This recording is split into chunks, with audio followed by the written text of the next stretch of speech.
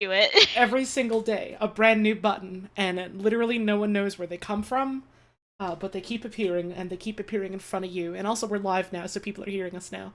Hooray! I was kind of hoping it would go live on us just cackling with zero context. Oh, no, no, no, don't worry. I waited until that was done, until I hit the button. Hello, we're live. I'm gonna hit all sorts of other buttons that let the stream be announced on, like, Twitch and stuff. On Twitch? Twitter. And I'm gonna hit the button that lets me put it on my Twitter also, so that everyone has to look at it. Yippee! I forgot to grab the link for my own damn stream. Hang on a second. It helps if I have that if I want to post that. No, you did not copy the thing I told you to copy.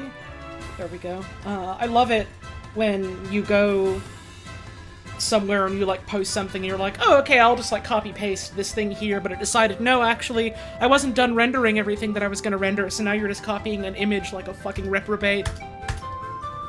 I don't want a goddamn image, I want a link. Give me what I want. There we go. Simply do a link. Do it. It's that simple. It's that easy. Everyone is talking about awesome new links they can find and click on. That's what Hyrule Warriors was about. How many links were in Hyrule? There was one link in Hyrule Warriors. That is not what that game was about. Well, they had Linkle. There was Linkle. And then also Toon Link event. Okay, so that is what Hyrule Warriors was about. I was right! The joke landed! Hooray! We all had to sit here and try to remember what Hyrule Warriors was about together. I have really good news. I remember pretty exactly what Hyrule Warriors was about. Wasn't that game actually, like, pretty good, from what I remember? I never played it myself, but I knew people who did and really enjoyed it. So what's your definition of really good? What's your criteria of really good here? Have a fun time. Yes, both Hyrule Warriors are extremely fun video games to play. If you enjoy the Warriors games, they are, like, kind of some of the best you can get of the, I don't know if franchise is quite the right word, given how so much of it is, like, crossover stuff. And then, like, story-wise, Age of Calamity is man driving train when they remember an interesting kind of odd, and original Hyrule Warriors is, here is a justification for all of my action figures come and have a fight against each other. Hooray! I remember that, Age of Calamity had an egg in it, so yeah. I think that's good. Age of Calamity does have an egg in it. You can unlock the egg as a playable character if you finish the game and get all of the egg parts, and then you get a little egg. What is this song from? The one that just finished was from Iceborne, and this one is from Edge. Anyways, Hyrule Warriors original one is about— sorry, this is just the part of the stream where I talk about Hyrule Warriors, I fucking guess. That's not really what I expected to happen. I expected to have a talk about how, like, man, it's been a fucking week, huh? Which I now realize is a bit of a funny thing to say because, yeah, it's the end of the week. It's Sunday. It's the start of the next one. What a week, huh? Ollie, it's Sunday. Correct! It has, in fact, been the entire week! Okay, so this is actually— sorry, I hope you don't mind. This is actually a great jumping off point for a little, I was gonna say philosophical conversation. I don't think that's what this is. So do you consider Sunday the start of the week or the end of the week? Oh, it's a start for me, personally. I was gonna say the same, yeah. But also, it's a fucking weekend, so I don't really care. That's true. It's effectively— given how, like, weeks are structured in general in, like, the world we live in, debating about whether or not a Sunday is the start of one or the end of one is just kind of missing the point, I feel. It's— I don't know, it's fun for the sake of semantics, but also sometimes semantics is fucking miserable. It's true, it's fucking true. So Hyrule Warriors! Hyrule Warriors is, It's one of them multiverse-ass games where they're like, oh yeah, so this is, the Hyrule Warriors Zelda universe, timeline, place, whatever. And so we have Link here. He's Link, you know him, you love him. He's got his sword, his famous bombs and arrows, and in this one he has a scarf because, they wanted to give him a scarf. And so... You're cold, he's cold. Put a scarf on him. Yeah. And so, Evil Boob Woman appears, and she's like, hey, everyone... That's right, how did I forget Boob Woman? How could you have forgotten Evil Boob Woman? You specifically, of all people.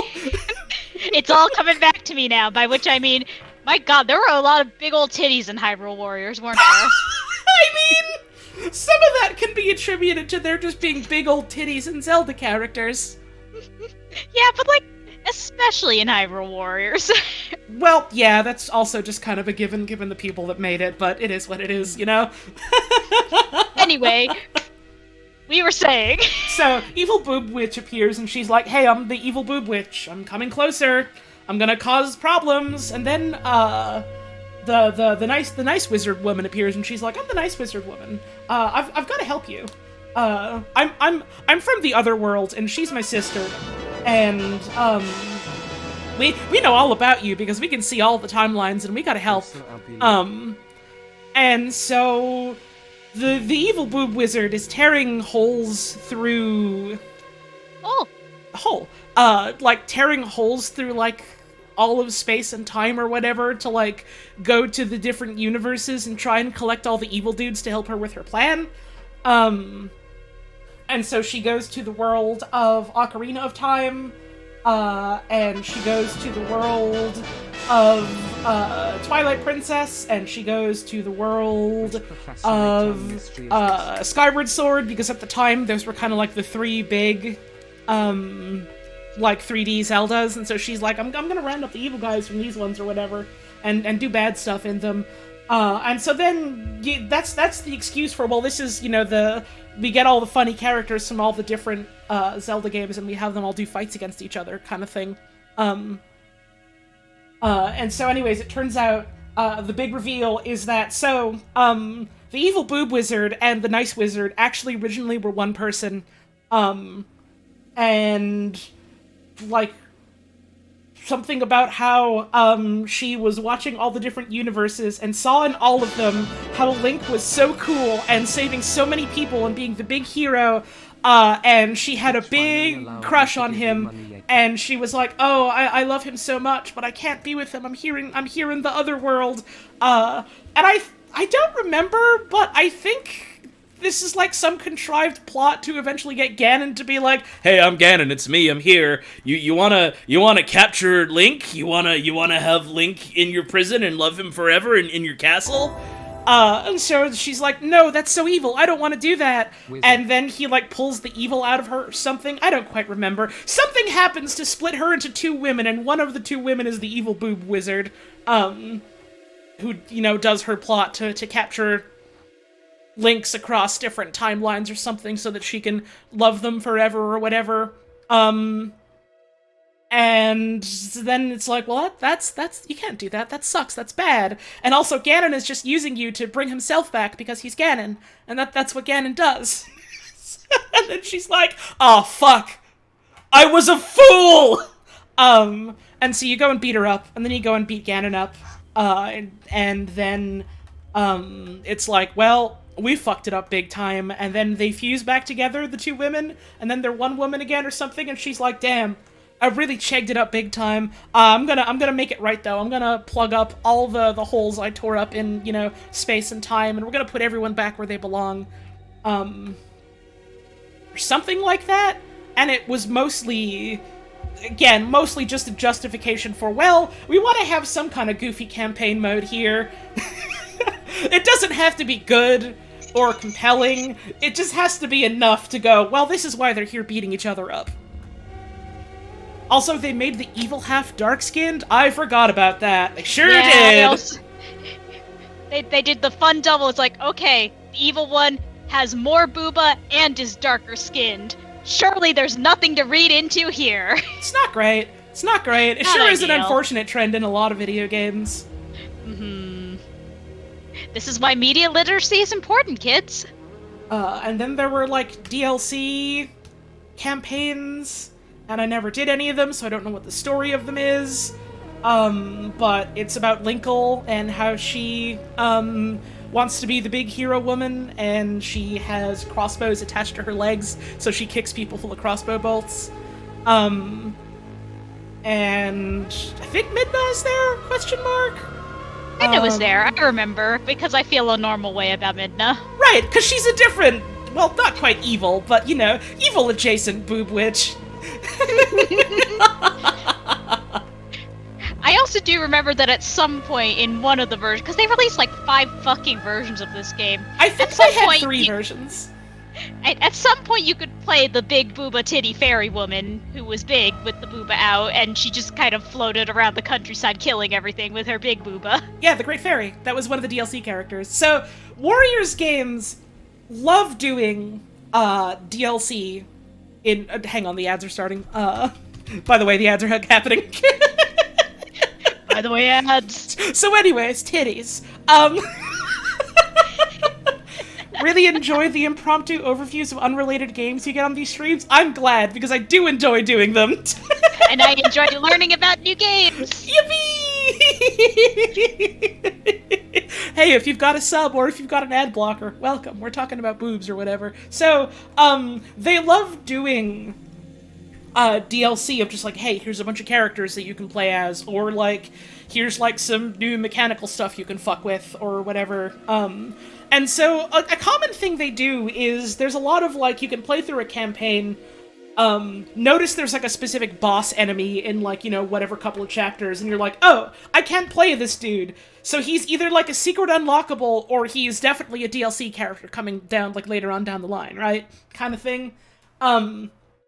So they do that for a lot of characters, and then also they just kind of pull stuff out of a hat and go, what if we just make other characters for you to play as? Like, in Age of Calamity, they did specifically fucking... what are their names? The 2, like, Sheikah scientists that are, like, old people by the time you play... Yeah. Breath I of the also Wild. don't remember their names. Man, fucking tragedy of all tragedies, that the woman, they did the whole thing of like, oh yeah, she used her science magic to turn herself into a fucking baby. We were robbed of the fact that she could have been a badass old grandma who was like hitting on you while being very visibly 200 years old. That would have been awesome.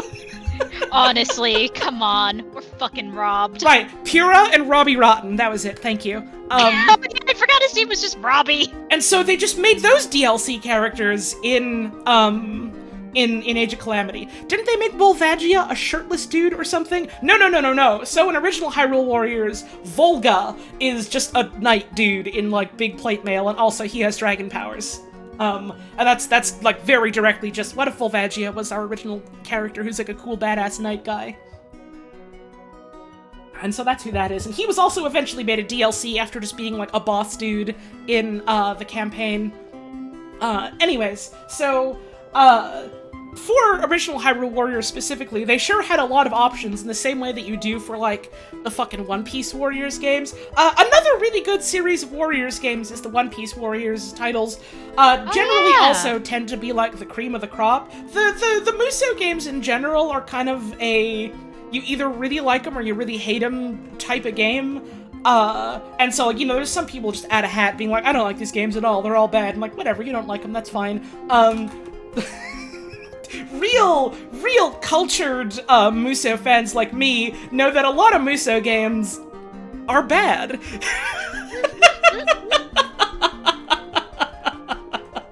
Quite bad. There are many bad ones. But there's also quite a few really good ones. Like, the One Piece ones are really good, which is good, because One Piece has a shit ton of characters you can pick from for a game like that, about taking your action figures and slapping them all together like that. Yeah. I feel like One Piece is the perfect, like... what's the... like, the perfect brand for that, for lack of a better word, just because it's like... I feel like the more absurd you get with that, the better it becomes. Right. Here's just a bunch of dudes with obscene powers and obscene power levels who just go and beat up on each other, and so have them beat up a lot of dudes. Is One Piece Odyssey any good? I don't know. I haven't played it. This was a tangent. I'm talking about Hyrule Warriors. So anyways, I'm not 100% sure. I think our friends Frankenbugs might have played one of those. Yeah, they've been playing through that recently. Check them out if you want to see. I assume they've been enjoying it, because I haven't heard either of them have any sudden, man, this game, what a disappointment, huh, type of talks, so, Yeah. sounds like they're having fun. So. I'm talking about fucking Zelda. Thank you, Anyway, for the Zelda. resub. So, much like a series like One Piece, Zelda has a ton you can pull from to be like, hey, what if we just took this fucking character and then turned them into our beat-em-up character? Because there's a lot of wild characters in the fucking Zelda franchise across lots and lots of games. This was a very roundabout way of saying, yes, they do in fact have the Great Fairies from Ocarina of Time and Majora's Mask as playable characters. And I'm pretty sure literally one of their attacks and one of their abilities is picking up Link and putting him in a tiny bottle and carrying him around. I'm 100%. I remember that. Oh man, speaking of, and yet the cowards didn't pull the real important character, pull Harkinian. Look. Sorry, I've been talking over a tip happening. I appreciate the tip, but also I'm in, like, just talking my ass off mode right now. I'm sorry. Anyways, so... King Harkinian, technically not in Hyrule Warriors. Technically not canon, for whatever canon is fucking worth for, like, anything in general, but especially the fucking Legend of Zelda. Don't get me started on the Zelda timeline. We'll be here all day. We won't be playing fucking Layton at all if I do that. But... That's for a different stream. But... The King of Red Lions... The King of Red Lions... in very many ways... is essentially a direct translation of King Harkinian. Except he is also a boat. He is the next best Zelda King. He is the next best Zelda King. This is just making me want to play fucking Wind Waker. Look, I know I've said this already, and I know what the answer is gonna be, but Puzz, honey, do you want to play Wind Waker together someday? World's first BILF, says Ankir in chat. Now listen. Thank you. I'm not one to judge. I'm not one to judge or point fingers or nothing like that, given the woman I am and things like that. You're gonna get splinters all over your thing. Please be careful, I think. Something, please use protection. These streams are intended for mature audiences. Great fucking segue!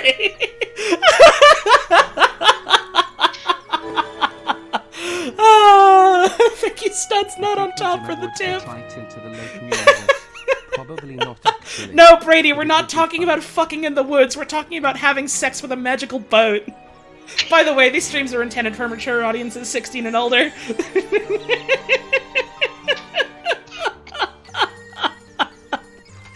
They don't got ticks on the high sea, I don't think. You gotta worry about other things biting you on the high seas. Yeah, like shark, piranha, those big scary fucking squids. Mermaid,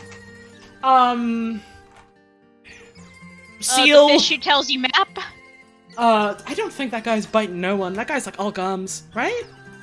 I mean, he could gum you to death. That's the worst death possible. Tingle is out there somewhere. I think that's what you really gotta be worried about.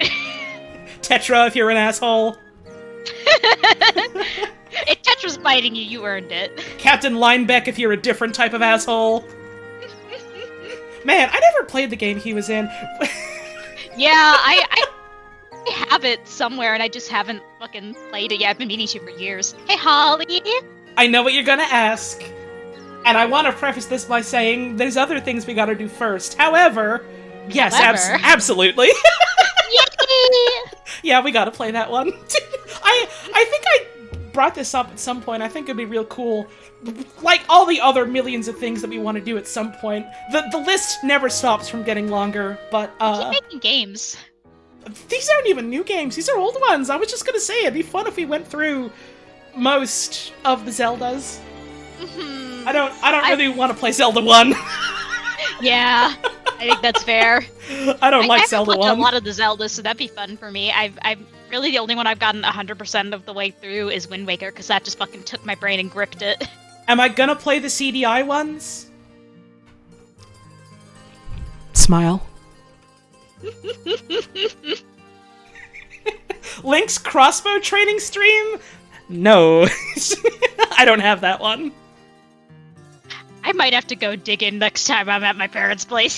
Do you have that one? I feel like we might. I don't know where. But if anyone has it, it's my fucking family. Okay, if we're doing that one, then it'll probably be on Puzz's stream. we don't really have any sort of hard and fast rules about, like, oh, okay, if we're doing X game, it's gotta be on such and such a stream or whatever, but, like, if that's the one you have, we'll probably do it on yours. It's literally just down to, like, hey, which of us wants to fucking host this? Mm-hmm. Hey, we've been running the intro for, like, double wide extra long. I'll let this song finish up, and then I'll play the intro song, and we can, you know, maybe actually start playing the thing we said we were gonna do today, but I'm having fun, so hopefully people don't mind too much. Hope y'all are enjoying, the stream so far, even if it is just, you know, hanging out, having a chat right now. Here's the music. You should make a tea? I already have one. I already have it. Sip. Oh, tea. Oh. I'm glad people are enjoying the Lola picture that I put for the Lola command today. I am humbly awaiting the picture of Tingles Lola. Balloon Chip of Love stream, whenever that is. Thank you, PK something for the tip. Isn't that literally just like a reskin of Balloon Fight or whatever? Isn't that literally just like the NES game, but with Tingle? Like, that... I'm told there's a plot, and Always enjoy hanging with I'm you. scared to ask for more information. I mean, there's a plot in the other Tingle games, but I thought this one was just like a spin-off that was just like a... like a Tingle reskin of a different game. I thought. Maybe I'm wrong, but I thought. I'm often wrong about a lot of things about Tingle specifically, which is funny that that keeps coming up like that, but... If I had a nickel, etc., etc. For the record, things that I thought about Tingle. Number 1, I thought he was canonically a drag queen. Number 2, I thought he was somehow canonically a gay man in a Nintendo game. Number 3, I thought he was 70 years old in-game. These are all so specific! None of honey. these are right. None of these are right. Who told you these things? No one, as far as I know! All of these are things that I just assumed were true about Tingle because they felt right.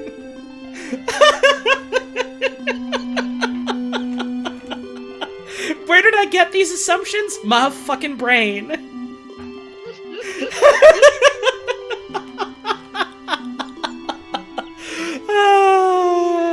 You wish Tingle was a 70-year-old gay drag queen? Listen, number 1, Nintendo would never do that. Number 2, even if they did, I have no fucking faith they would do that right.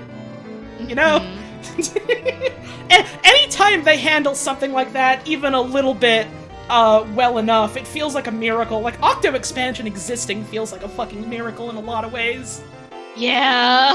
It's like, hey, yeah, here's our DLC for Splatoon. Also, it has, like, 2 lesbian main characters, and it is, like, very, very much an allegory for race relations. And they just fucking did it. Yeah, it's a fucking miracle that Octo Expansion isn't more weird than it is. And it gets weird sometimes, admittedly. I feel like, for the most part, it's the good type of weird. Man, that game is cool, though. That game is awesome. Yeah. It's really good. You know what else is awesome? Oh, I'm thinking about Octo Expansion. Oh, I know, honey, I know. You know what else is awesome? You? Well, that's really nice of you to say, and I appreciate that, and I love you. But I was gonna say Professor Layton. Yeah, I guess he's alright. He's fine, I guess. He's fine, I fucking guess. I don't know, dude. I do a fucking puzzle. No one gives me a doctorate for it. Hi, everyone. His doctorate is unrelated. That's the funny thing. I know.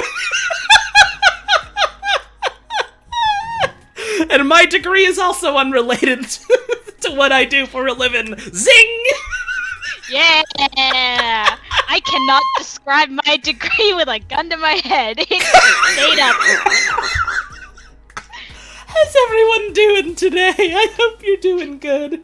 I hope your day's been good to you so far. We are Sunday, January 22nd, 2023. And I do want to apologize again for, like, all of the plans that I made for this week kind of, like, falling on their own head and exploding. It, for a couple of reasons, really just hasn't been my week, but it is what it is. But we're here. We're out here. We're streaming. It's Layton time.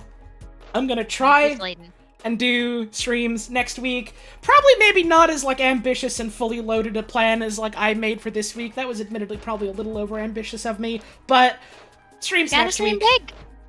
Well, you gotta dream big, but you also gotta, you know, not have eyes bigger than your stomach or you're gonna die. A lesson that I will continue to not learn. Oh, honey.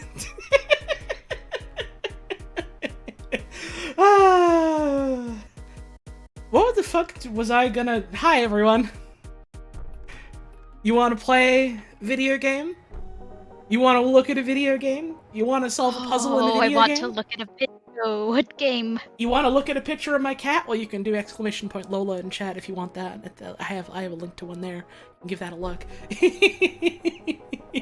We're gonna get started real soon, given how we just had that double wide extra long intro. But I do want to say, first of all, thank you all so much for tuning in.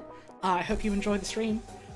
Second of all, thank you for all of the subs and resubs and tips and the like that we had at the start of the stream. I will call those out real quick as I can, just so we can get rolling. Thank you to Andromeda 470 for the bits. Thank you to Layton Ronpa for the bits. Good fucking username. Very good username. And we have a lot of resubs from Wolf Eyes 555, Nada 999, Miss Manaphy, Kaleidoscope, Maybe Duende, Bibbit Bob, Cam Woodstock, Abyss, Pickle Pedal 666, Dry Ice Cubes, Tick Tick Ticker, Shanghai Oh My, Sad Cheese, Lazy Daisies, and Senor Bob. I believe that's all of the resubs, so thank you all very much for all of those. And thank you again as well to Princess Jemu, Studs Not On Top, and PK Something for the tips. Much appreciated. The tip that I so rudely was just talking over from Princess Jemu, I guess I'll read that out then. Been looking forward so much for more Layton. Been curious about the series, but unsure because of puzzles. Watching the VOD of the first one made me sure it isn't my type of game. Everything else is awesome. You and Puzz are great. Thank you for streaming. Oh, thank you very much. For what it's worth, puzzle-wise, I feel like the first game is a lot rougher than the later ones, so... Oh yeah, there are an enormous amount of quality of life changes for the better in 2 and onward. So, like, genuinely, if you saw the first one and you were like, this is maybe not my thing, consider giving the second one a try, see if that does any better for it. And if it's just that, like, yeah, I like the story, I like the animation, I hate fucking solving puzzles, then that's why we got this for. Yeah, like, not every game's gonna be for everyone, but I'm glad you're still able to get a kick out of it by watching these, so hell yeah. Thank you for the tip, and thanks for tuning in. And thank you, President Ark, for the 7-month resub. I also hope that all evil curses upon me will fucking falter. Because I'm tired. I've been punching them with my fists in my mind. That's awesome. I have feelings for you. I love you. I love you, too. If you want to support the stream, subs, tips, bits, all that stuff, never mandatory, no obligation, but always very greatly appreciated. What else do I normally say? Look at the rules, review the rules. The streams are for mature audiences, 16 and older. Join the Discord if you want. Check me out on Twitter and Tumblr if you want. Check me out in deep space. I'm not there, but if you find me, that'd be cool. And scary. And thank you, Nisok Tango, for the resub. Polytones bonus BB. Much appreciated. I think that's everything. I think that's everything. Do you want to play Professor Layton? I would love to play Professor Layton. How about we do the thing that we said we were going to do today? How about we do that? What if we do it? What if we just do it? Let me screen share it with you so you can see it. Okay. Yippee! I love to see things. Honestly, me too. I love waking up and viewing the world. I almost tabbed over and accidentally clicked the fucking close window button for OBS, and that would have been a disaster. Oh, I've done that before. It's terrible but funny. It would have been really fucking funny. Alright, here we go. You ready to start? And the stream is just done.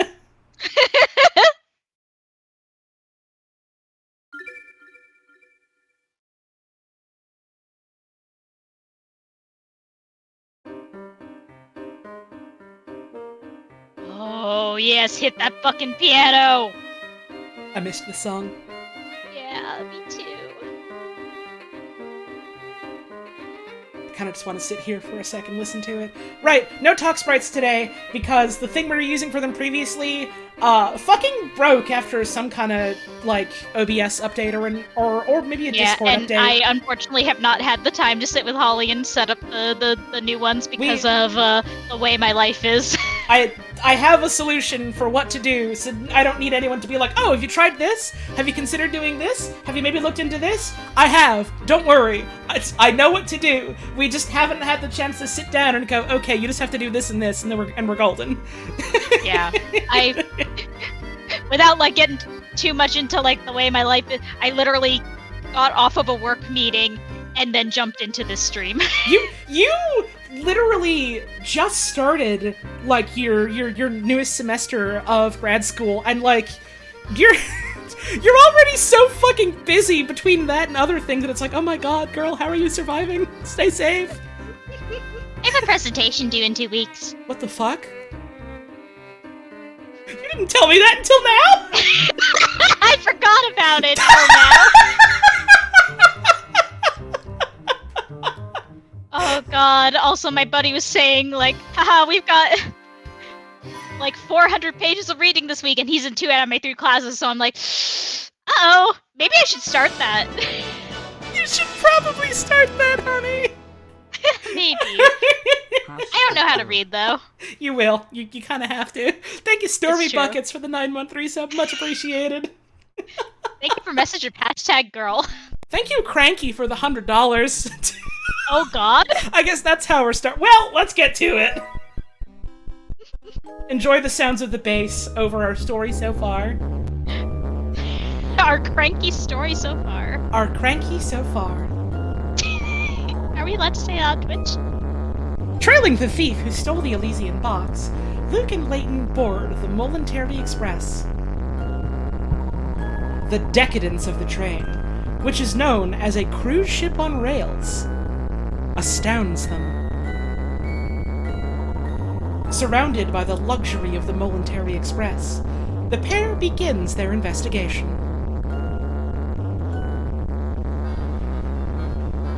Oh yeah, we were gonna get lunch. Oh yeah.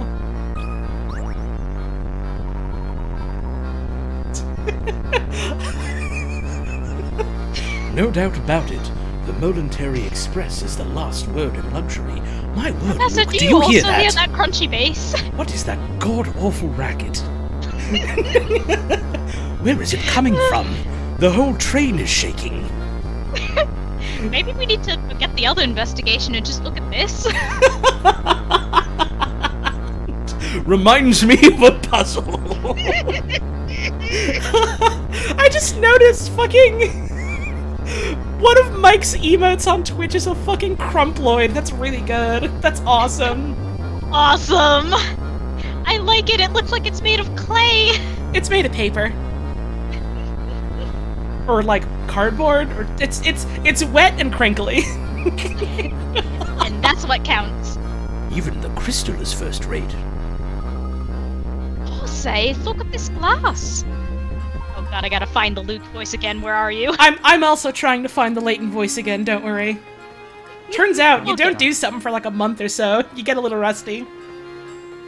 Yes, its etching is quite impressive.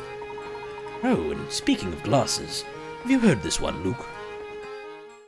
Right back into it. Hell yeah. These glasses are stacked! Thank you, Rob the Reaver, for the 29-month resub. Holotones on the case. The owner of a 4-star restaurant assigns a young waiter the task of stacking glasses in a decorative way. Eager to please, the young waiter immediately draws 5 separate designs and shows them to the owner. The owner takes one glance at the designs, and with a look of irritation, turns to the boy and cries, "This design is preposterous! What were you thinking?" Which of the 5 designs is the owner talking about? What were they thinking? What were they thinking? What? What were they cooking? It's D. Let's see if this works. Piece of cake. What were they thinking? Diabolical box? More like sucking the farts out of a diabolical fox's asshole! What the fuck were they thinking? The restaurant owner was talking about Sketch D. If you look closely, you can see the first and second row of glasses couldn't possibly be arranged in the manner depicted. The simple 2-dimensional sketch didn't take into account the rim of the glasses. Remember, glasses are a 3D round object, not just like a 2D V shape. What if they were? Nicely done, Luke. Now, let's move away from the glass, shall we? It'd be all too easy to break it, especially after that awful bass.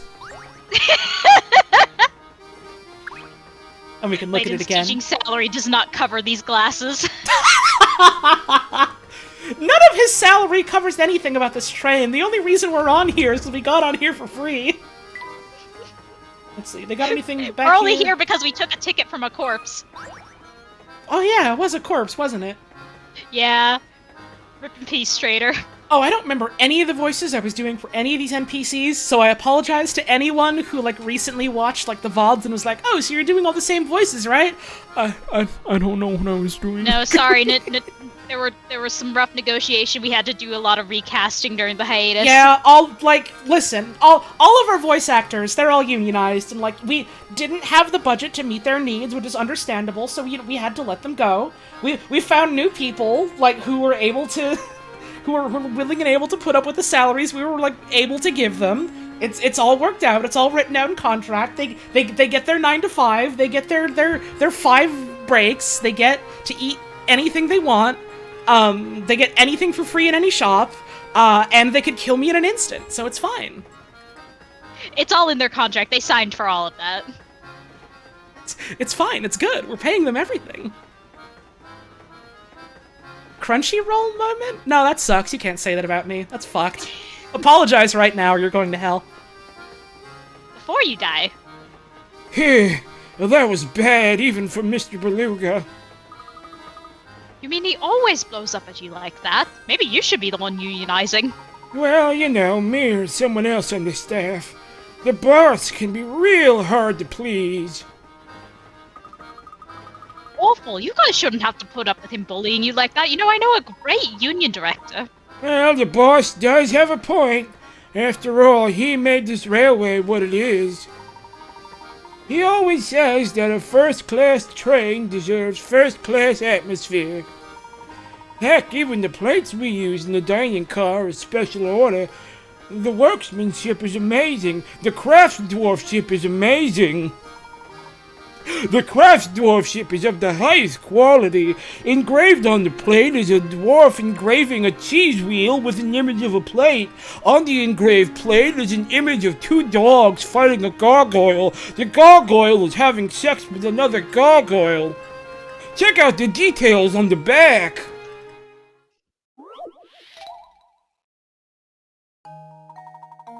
The plate in front of you bears a mark made up of 2 nesting equilateral triangles. Can you puzzle out how many times bigger the large triangle is when compared to the smaller one?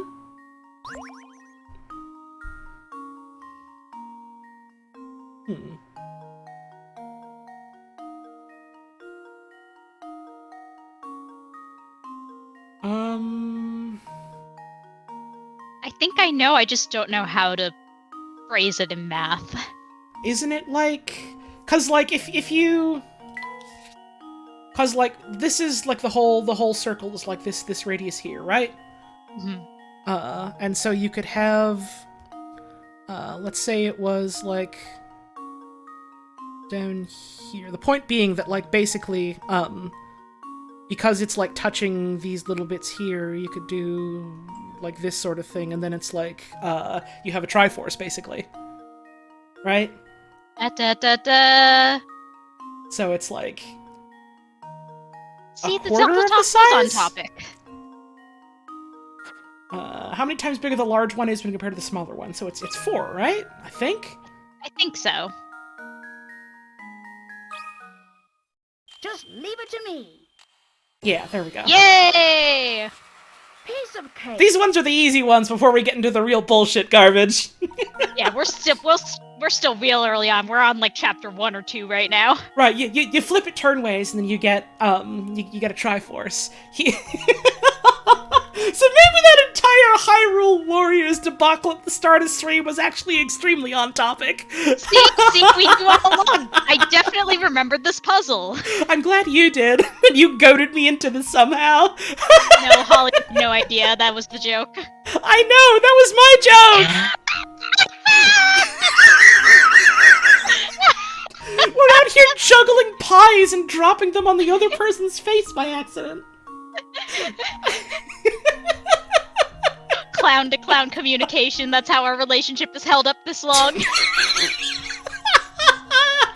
It's upside down, it's a Blacktron logo. Ah, I see, this stream is now sponsored by Lego. Lego, pay me. If you think to flip the little triangle around as shown, it should only take a moment to realize that 4 of the smaller triangles will fit in the larger one. That's a nice place you got here, mister. Have you heard of a game called Hyrule Warriors? Gosh, you've really got an eye for this kind of thing. What exactly do you think Mr. Beluga doesn't like about these plates? Yeah, you got me there. I guess rich people are just fickle. On your plate is now in your puzzle index. Holly, did you see the new Lego Tahoe? People have asked me that literally every day for like a month straight, so yes, don't worry. I've seen it. I've heard of it. I'm aware of the guy. I'm aware of him, and I'm aware of the little Lego Takua, who is his best friend. The boys can really bust my chops sometimes, but at the end of the day, I don't mind the job. Much. We got any other hidden goodies in here? They got the bread. Oh, I love the bread. Whoops. There we go. Okay. Do they still make Bionicles? Nope. It is specifically like a promo thing that's like, oh, you know, if you bought such and such amount of Lego, then you get this like little promo giveaway, and it's like using like system pieces they remade Tahu and Takua. It's very cute. I like it. Thank you for your patronage, sirs. I hope our cuisine was to your liking. Oh, yes. Both the variety and execution were excellent. They killed someone on this train, and they ate it up. You honor us, sir. Professional servers such as myself live for words like those. As a fan of diverse menus, perhaps you might enjoy this puzzle, sir. Thanks for eating my food. Have you ever heard of Picross? Me as a waiter. Now, Luke, are you sure you can really eat all of that? You put in quite an order there. No sweat, I Professor. remember this one. I'll clean my plate and still have room for more. It's no wonder the Professor is concerned, as Luke's order cost twice what the Professor's did. Below, you can see all the items Luke and Professor Layton ordered, as well as the price of each item. Touch the price for each of the items that are part of Luke's order. Okay, so let's add all of this up. We have 8, 12, 13, 14, 16, 17, 25. So 8, 10, 13, 17, 23, 30, 35, 45, 55, 65, 75, 85, 105. Did I get that right? I don't know if I did. Because it said... Oh, wait, no. Luke's cost twice as much as the Professor's did. So that's fine. It's a multiple of 3. 93, 96, 99, 102. So 105 is a multiple of 3. Okay, so total is 105. So we need to have one order be 30-something, and then the other one is like 70-something. Let me just do the math quick in my head. right? Because it'd be 30, 60, 90, and then 15. So 35 and then 70. Adds up to 105. So... Now you could probably make an assumption of like, oh yeah, you know,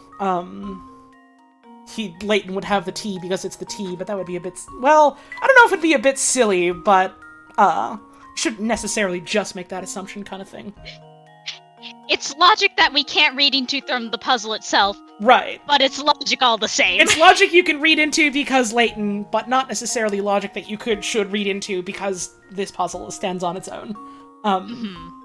So it's entirely possible that Leighton went for the fucking fruity drink over here. Man being a bit fruity with it. Good for him, I think. Okay, so... we need numbers that add up to a multiple of 5 or to... Well, yeah, to a multiple of 5. Because 5 and 0 are multiples of 5. Or 5 and 10, which 10 ends in a 0. You know what I mean by that. Yeah. So... we do have the 25 here on its own. Let's see. What if we did 25 and 17 here together? 25... 32, 42... Right? Yeah, 25, 35, 42, 54... So I think it's this, because let's see. 8 plus 3 is 11, plus 10 is 21, 25, 35. And so these ones add up to 35 together, that's the Layton one.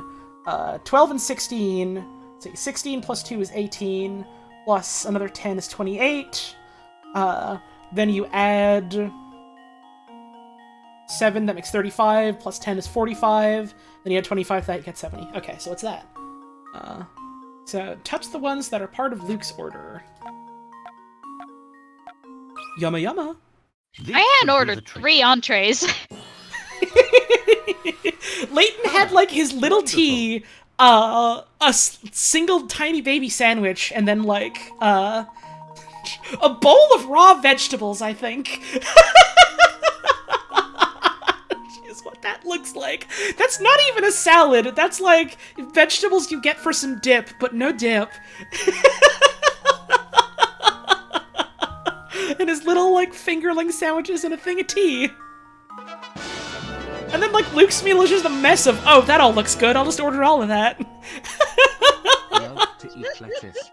Schmunch. Thank you, Def Dude, for the 13-month resub. Now, to be fair, I do also sometimes just go up to the fridge and be like, I'm in the mood for some, like, vegetable. I'm just gonna put, like, a huge fucking handful of, like, spinach or lettuce in my mouth and just eat that in front of the fridge. You know people doing that, like, meme where they're like, oh yeah, 3 in the morning, I go to the fridge and eat, like, handfuls of shredded cheese out of the bag. That's me, but at, like, 3 in the afternoon with, like, lettuce. Now I want to go and eat just handfuls of shredded cheese. Or 3 entrees. You could always do that on break, honey. I might. I very well might. Thank you, Sand, for the sand. Much appreciated. If you calculate the total tab, you'll see that the meal costs 105. Oh, right, pounds, because they're British. I was like, wait, pounds? Wait? What do you mean they weighed all this out? And then I remembered. Knowing the total, Luke must have ordered 70 pounds worth of food and the professor 35. Once you've got those numbers, the rest is easy. Are you sure you didn't order too much? Nope. The stew's great, and this steak's chomp great too. That's a fucking steak? Oh, with like sauce on it. I thought it was a piece of toast and a sausage on the side. Yeah, I see it now. It's like a Hamburg steak. And then, you know, there's like the stew here, obviously. I'm still not quite sure what this is. Oh, it's probably fish and chips, isn't it? Because there's like the battered fish, there's like the little potato wedges in back, and then like presumably slices of lemon, question mark. They're very green looking, but I mean, they only had so much like image bit depth to work with on the DS, yeah. And the steak's great too. Well then, eat up, I suppose. They may have localized rarebit as steak? Is this in the original, like a Welsh rarebit? Is it actually... Was I actually on the money when I said it looks like a piece of toast? Or is it also a steak in the original? I don't know. I'm playing the American version. Second stream I've ever caught of yours. Hey, hell yeah. I love your voice acting. Oh, thank you very much, and thanks for tuning in. Thank you for the tip, I appreciate it. I've never actually tried a Welsh rarebit, but I've always wanted to. It's like, for the people that don't know, it's like a... To say it's cheese on toast is extremely oversimplifying it. It's like a cheese sauce made with, like, beer and spices and other things on top of a piece of toast like that, and then, like, broiled. It sounds good. Oh, I want that now. Oh, I hungry. It's cheese on toast, but with more effort into it than just cheese on toast. It's not a cheese dream! How do you spell it? Hang on, I'll spell it in chat. It is... Welsh rarebit. Some people think it's Welsh rabbit, and they're like, oh, but there's no rabbit in it. There's never been rabbit in it. It's cheese. And beer. Goodness, you must possess quite the intellect to solve a puzzle like that so easily. Now, as we do have some time until our next destination, I invite you to sit back and enjoy the ride. Luke's Big Dinner. Very good puzzle name. Yeah. Love that puzzle. That sure is what it was. Alright. Also, I apologize to everyone in chat whom I inflicted the memory of Cheese Dream upon again. Now, what do we have here? Oh, I remember your voice. Let's go. My boy, my sweet little boy, you've got to do something right this instant. Search the entire train. Madam, please calm down so I can understand the situation.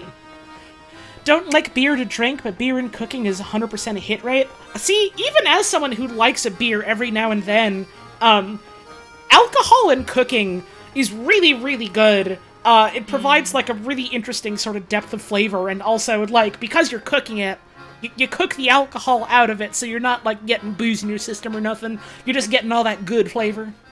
Yeah. Oh, someone was talking to me the other day about fucking vodka sauce for pasta, and I'm so jealous. I want it. Oh, God, that shit's good. Every time I think about that, I think about that one fucking post of someone, I presume jokingly, getting mad at someone for just being like, oh, what's the big deal about, like, vodka, tomato sauce? It's just tomatoes and vodka. And they, like, go on this whole diatribe about how, like, how it's, like, an interesting and complex dish on its own while, being simple ingredients-wise, and end it with something like, the things you don't know could fill a fucking library. And I think about that sometimes. Fucking sentence of all time. Oh, Inspector Kelmy. I had no idea you were on board. If it isn't Mr. Layton, what are the chances, eh? Well, enough small talk. I have other matters to attend to. Namely, a missing boy.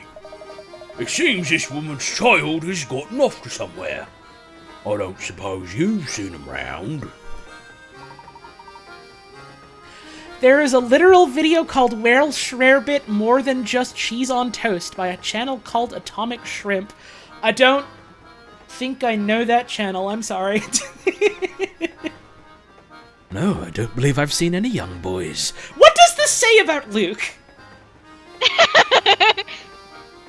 He knows that one. That's a different young boy. My little boy wandered off and he hasn't returned yet. I'm simply at my wit's end worrying about him. Now hang on a sec, let's solve this puzzle. Theory number 1. Luke isn't a boy, Luke is a trans girl. Number 2, Luke isn't a boy, he's a strapping young lad. Solution number 3, Luke does not exist. Solution number 4, Luke is invisible at all times, fully invisible.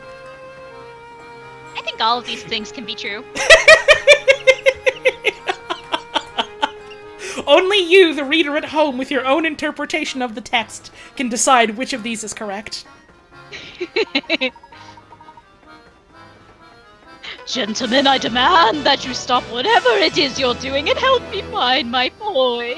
Thank you, Adrian, for the resub. Hey, Adrian. She's been going on like this from the moment I walked in. I understand your concern, madam. My friend and I will be... Sorry, I fucking belched in the middle of that. My friend and I will be glad to lend you a hand in your search. We'll have the best chance of recovering your boy if we set out searching immediately.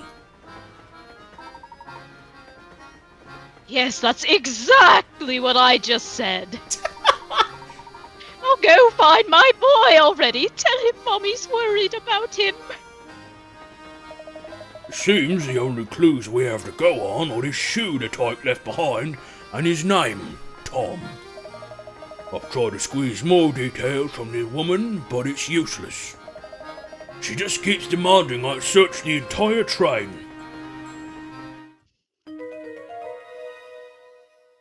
For sale! Baby shoe! Presumably worn. Maybe worn? This is one of Tom's shoes. It's positively tiny, isn't it? Yes, I find it quite curious myself, Luke. Quite a curious village of a shoe we found here. It sure has been a curious village. That's shoe. the wrong game! We're on the second one! I just realized! You just realized?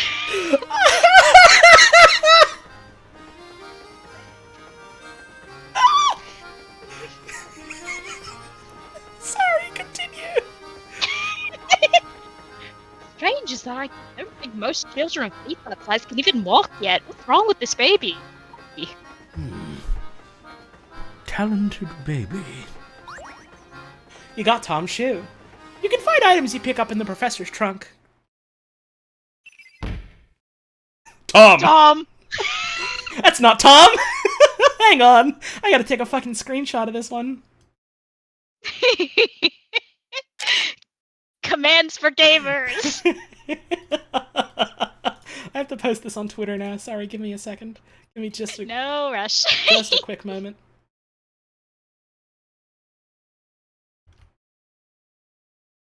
Tom. That's Tom. While riding on the Momentary Express, Babette's little boy, Tom, manages to disappear. If the shoe he left behind is any indication, Tom must be a very young child. Where could a child that small have wandered off to on his own? The wood chipper. The wood chipper that is famously on this train. Right, just like the small baby that can walk that's famously on this train. For sale, baby shoes. Never Lots will. of shit happening Baby's on this feet were train. just as Weird big fucking and big, train we're it's on. unbelievable. They should have called this one Professor Layton and the Weird Goddamn Train. Thank you, Ether Star, for that brand new sub. Much appreciated. And thank you as well for the baby shoes tip. Appreciate it. I made the fucking joke earlier about, like, oh, you the reader, you have to decide what it means based on your own reading of the text. And I don't know why it fucking reminded me of, there was something I was reading earlier today that was like, some of the, like, folks who worked on Earthbound and Mother 1 talking about, like, musical inspirations and influences, both in terms of, like, the game's music and also just general influences on the sound design and design of the game in general. And that, like, the translation of that also included a letter that someone wrote to, Itoi, and that he responded to. And there was something that he said that, I really liked, that, you know, it's kind of the way that I like to think about stories in general, or at least have, like, the past couple of years, where he said something along the lines of, like, the version of Earthbound that you played and that you experienced, that you saw, exists only in your head, and make sure you cherish it always, kind of thing. Yeah. I don't know, I like that a lot. Yeah, that's really kind of how I feel about, like, media in general, but video games specifically, just because it has so much involvement from you as the player and the person engaging with it. Yeah, and that kind of holds true for like anything you read or anything you watch, though. Like the way you see it and understand it and interpret it, that's yours.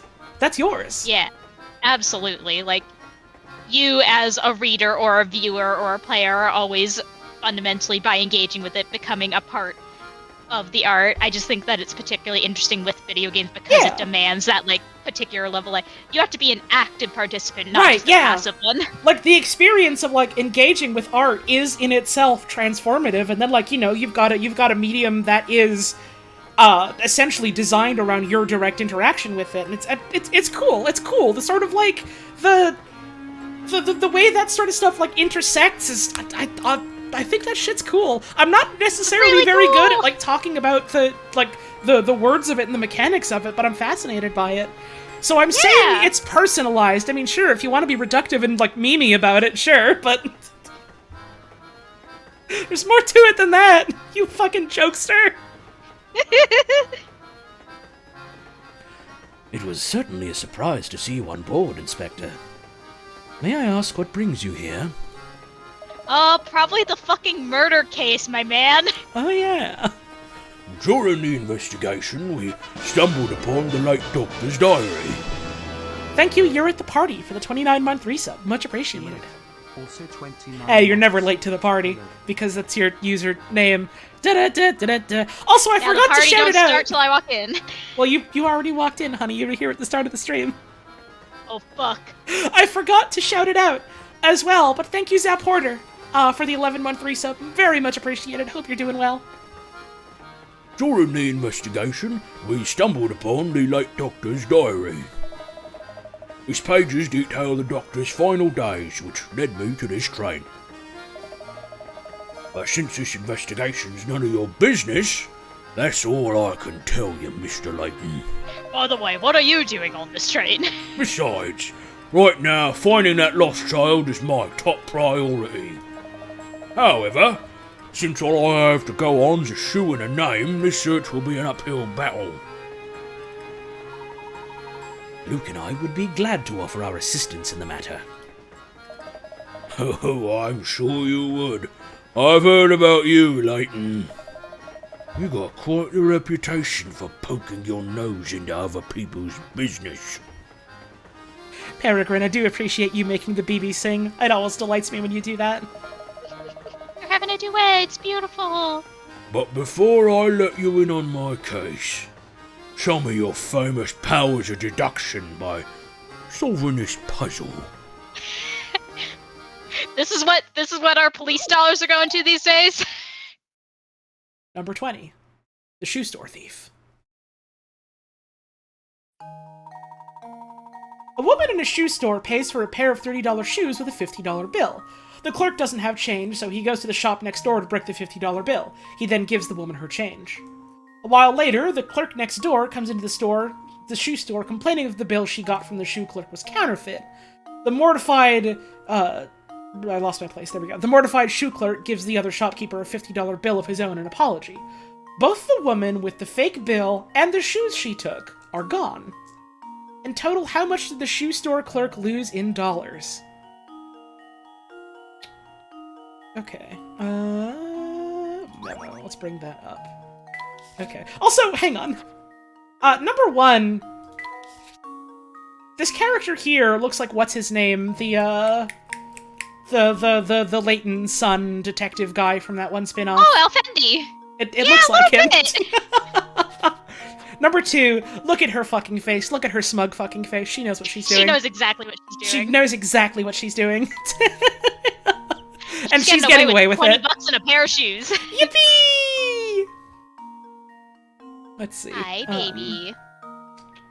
Sorry, my kitty wake up and roll around so sweetly.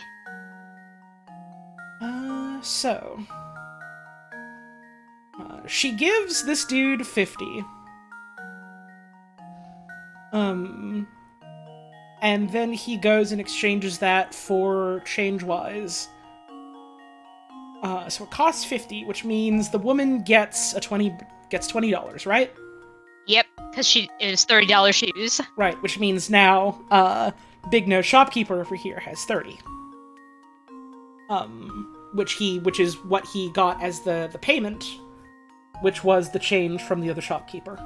So, then the other person comes in and says, "Hey, that was a fucking bad one. That was a scam one."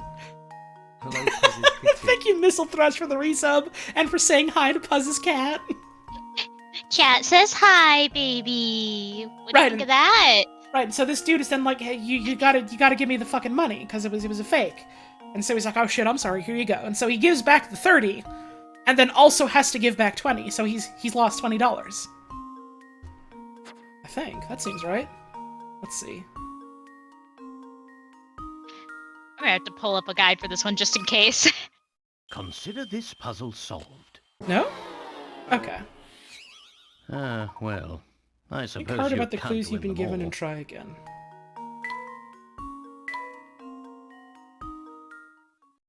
Okay.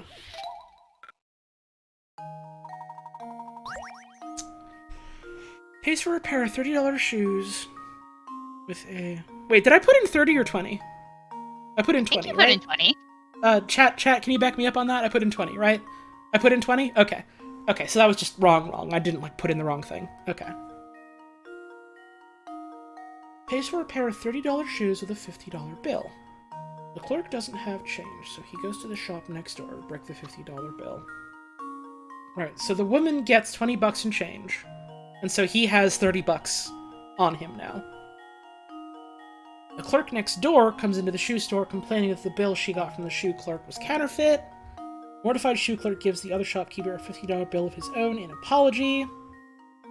The woman with the fake bill... Right! Because the shoes are gone as well!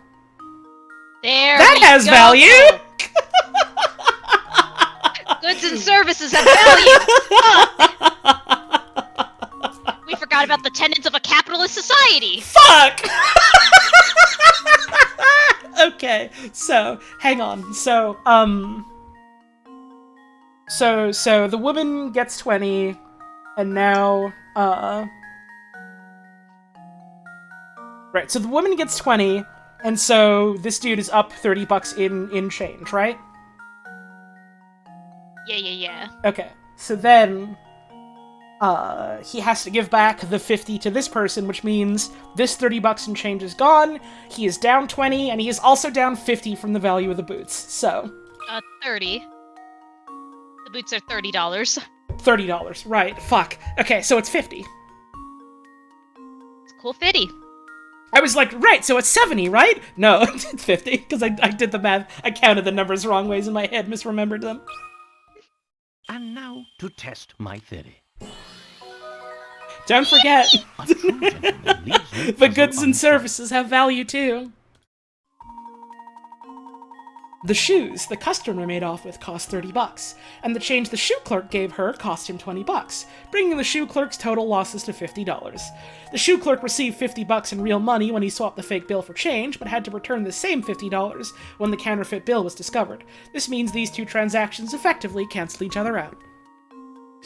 Look at that smug face. Uh-huh.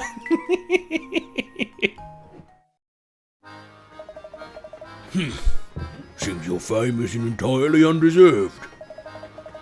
Nevertheless, this is my case, so I'll be searching for Tom alone. Search on your own if you like, but don't get your hopes up.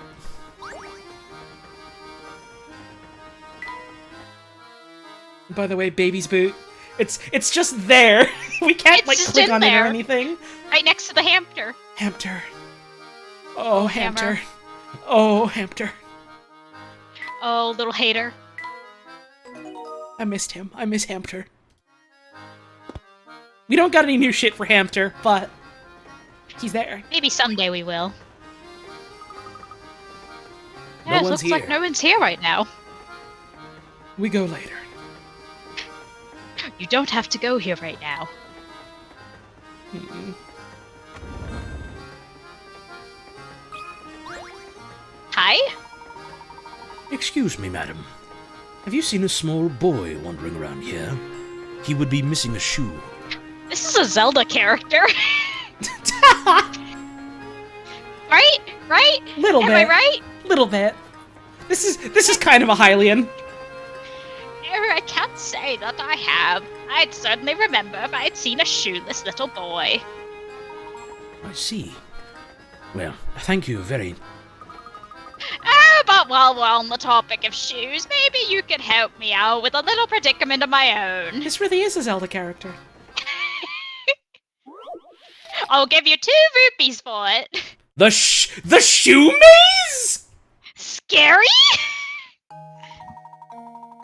Here's a maze that's made up of shoes. Okay, sure. Your goal is to travel from start to goal. You may only travel horizontally or vertically, one space at a time, and you must alternate between left and right shoes every step. Thank you, Mothballs, for the 13-month resub. I appreciate it. You must alternate between left and right shoes every step. You may not pass through any of the walls in the maze.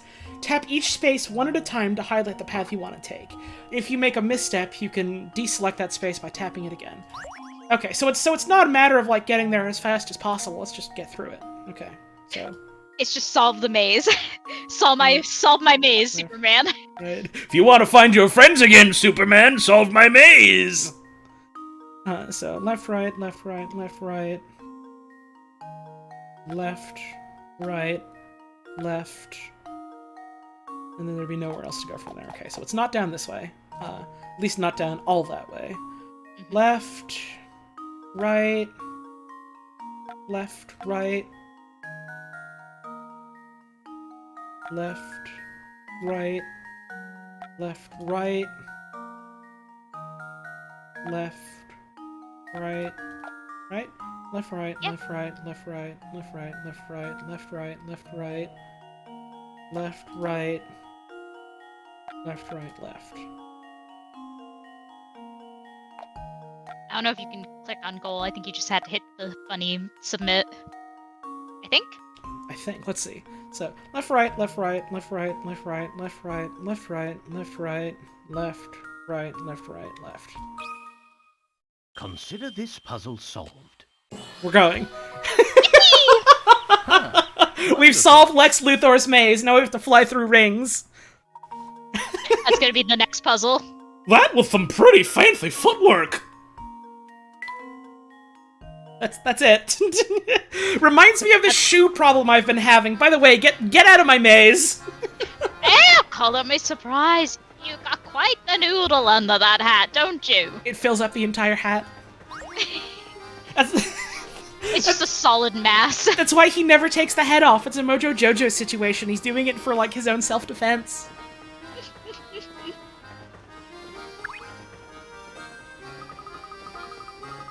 If you ask me, trains are the only way to travel. Airplane is just another word for sardine can. This woman rules. This woman's great, actually. Yeah. Here Is we are. us? In our own room. Right, we already did this one. The scenery. There's just nothing else in here. Okay. I do have to get up and have a break real quick. I do guts to do that. Stretch.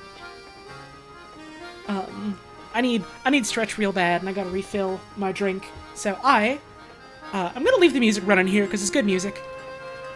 Enjoy a listen. I'm gonna get up. I'm gonna have a stretch and all that. I'm gonna run the ads while I'm away. So it's a perfect opportunity for you to get up and have a stretch yourself. Maybe get a drink or a snack or get something done if you gotta do that. We will be back real soon. Let's stretch our legs. Let's stretch.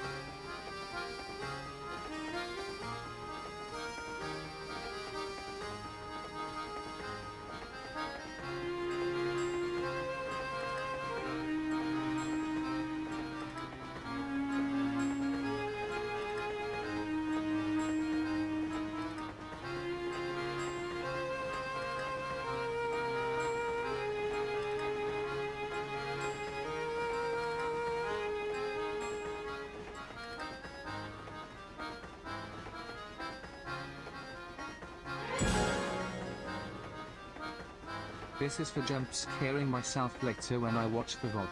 Get absolutely hunted.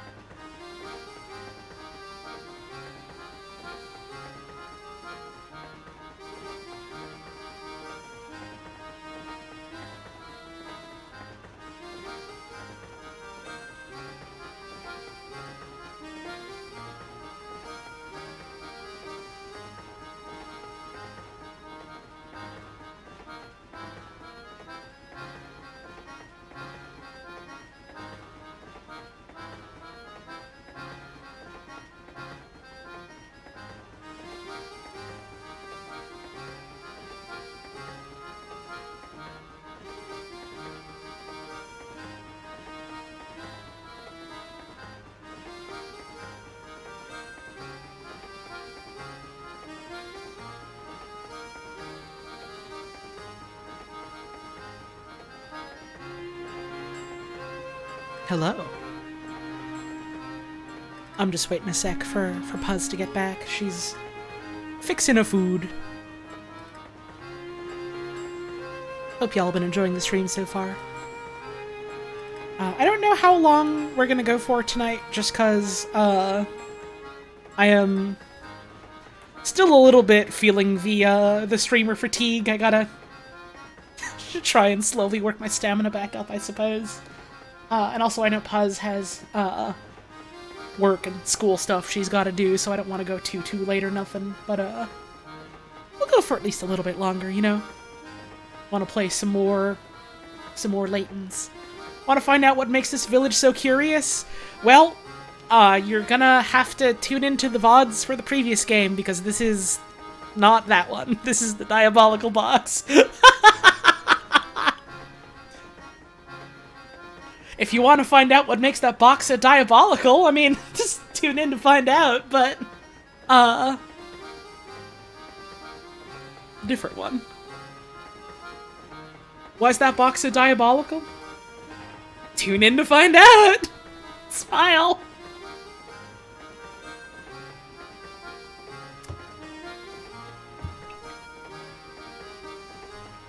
So, I guess while we're just waiting, I can briefly talk about, stream plans for next week. I'm probably gonna pare them back a little bit compared to, like, what I originally planned for this week and then wasn't able to follow up with. So I don't know if I necessarily want to, like, have, like a concrete schedule necessarily, but, just in general, what I want to do is I want to do another art stream to do some more of the commissions what folks paid for. And then probably another stream or two with Puzz.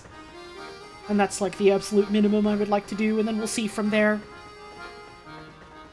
I will say, this, like, coming Saturday, I'm probably going to be busy, but, you know, Friday, Sunday for Girlfriend's Weekend streams, we got those. Oh, Puzz is back. I am going to undeafen and say hello. Hello. Hello. Hi. Me. How the fuck your sandwich? Let's find out. What's in it?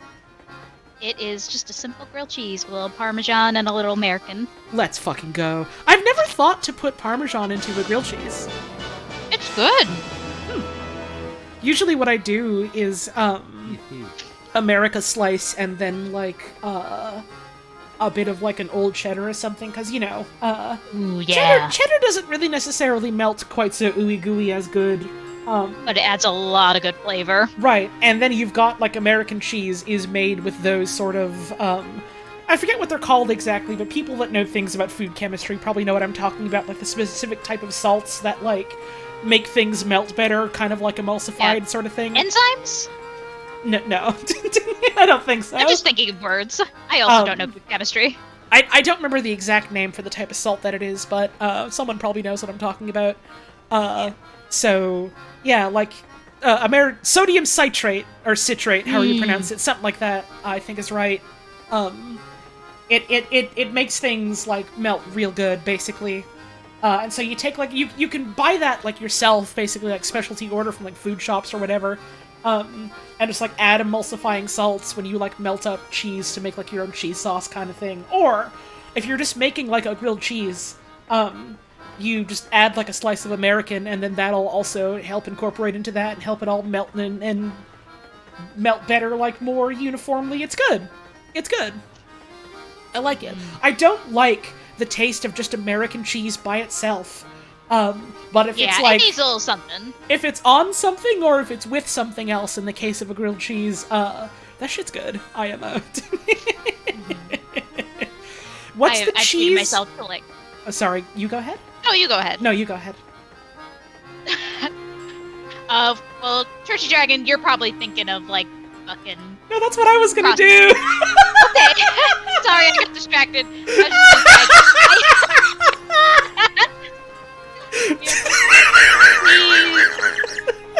were you saying? I was gonna say I treated myself to the nice deli American cheese, so, like, it's the good shit. Hell yeah. But yeah, I've never heard of cheese that comes in paper sleeves.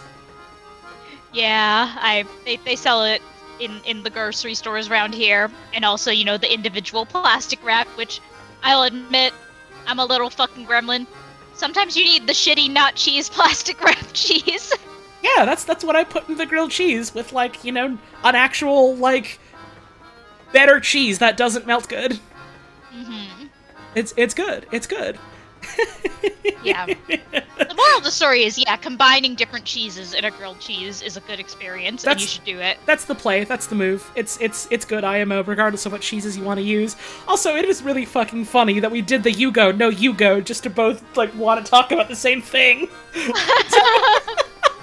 Just compatible, but in, like, a crab dance way. We got that cheese brain.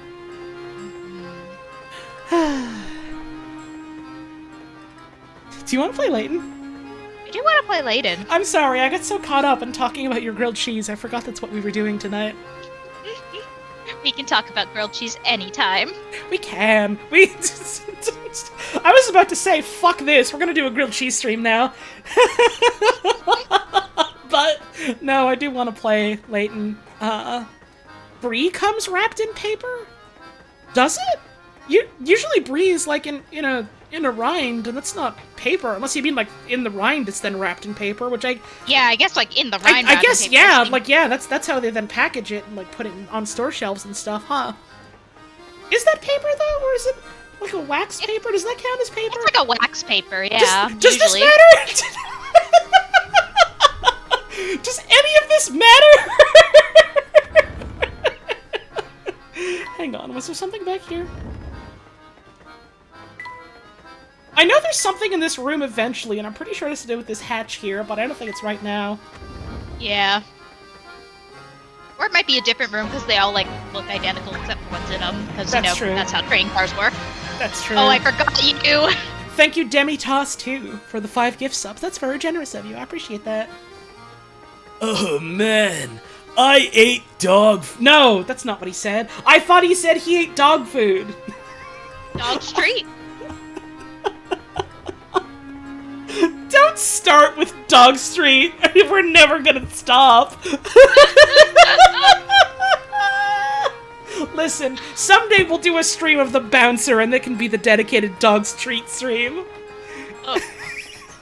The Bouncer. The Bouncer. The Bouncer. Bouncer. This is what we meant when we said we would never stop. Well, I mean, I mostly meant the Dog's Treat thing, but also this. But also this. Oh man, I am dog food. What's the matter, mister? What? Oh, hey. Okay, so I snuck into my uncle's room and borrowed his camera, right? Thing is, then I dropped it. I've been here trying to find all the pieces for like an hour, but I've only found one. That's quite a predicament. Yeah, and if word gets out about this wrecked I thought he said wretched for a second. This wretched fucking cursed camera, man. And if word gets out about this wretched camera, I'm gonna get major flack from the boss man. Whoa, brain flash incoming. Dig this. I'm gonna give you this busted hunk of junk. You do with it what you want. Just get rid of the thing, will ya? Okay. Catch you on the flip side. What? Hey, come back here. Hey, you take this evidence, alright? Catch you later, dog. I love Sammy Thunder. He sucks. The camera minigame has been added to the Tunk. You got a squarish part.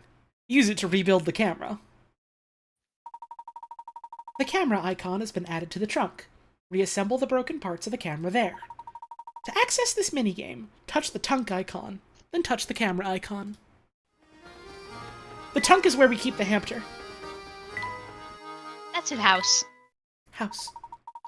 Drag parts from the bin on top of the touchscreen into the camera to enlarge them. Once in this area, drag the selected part around to place it inside the camera's body. Control the orientation and position of parts within the camera by using the stylus. It's so easy. With one single touch, you too can make the camera part gay or lesbian.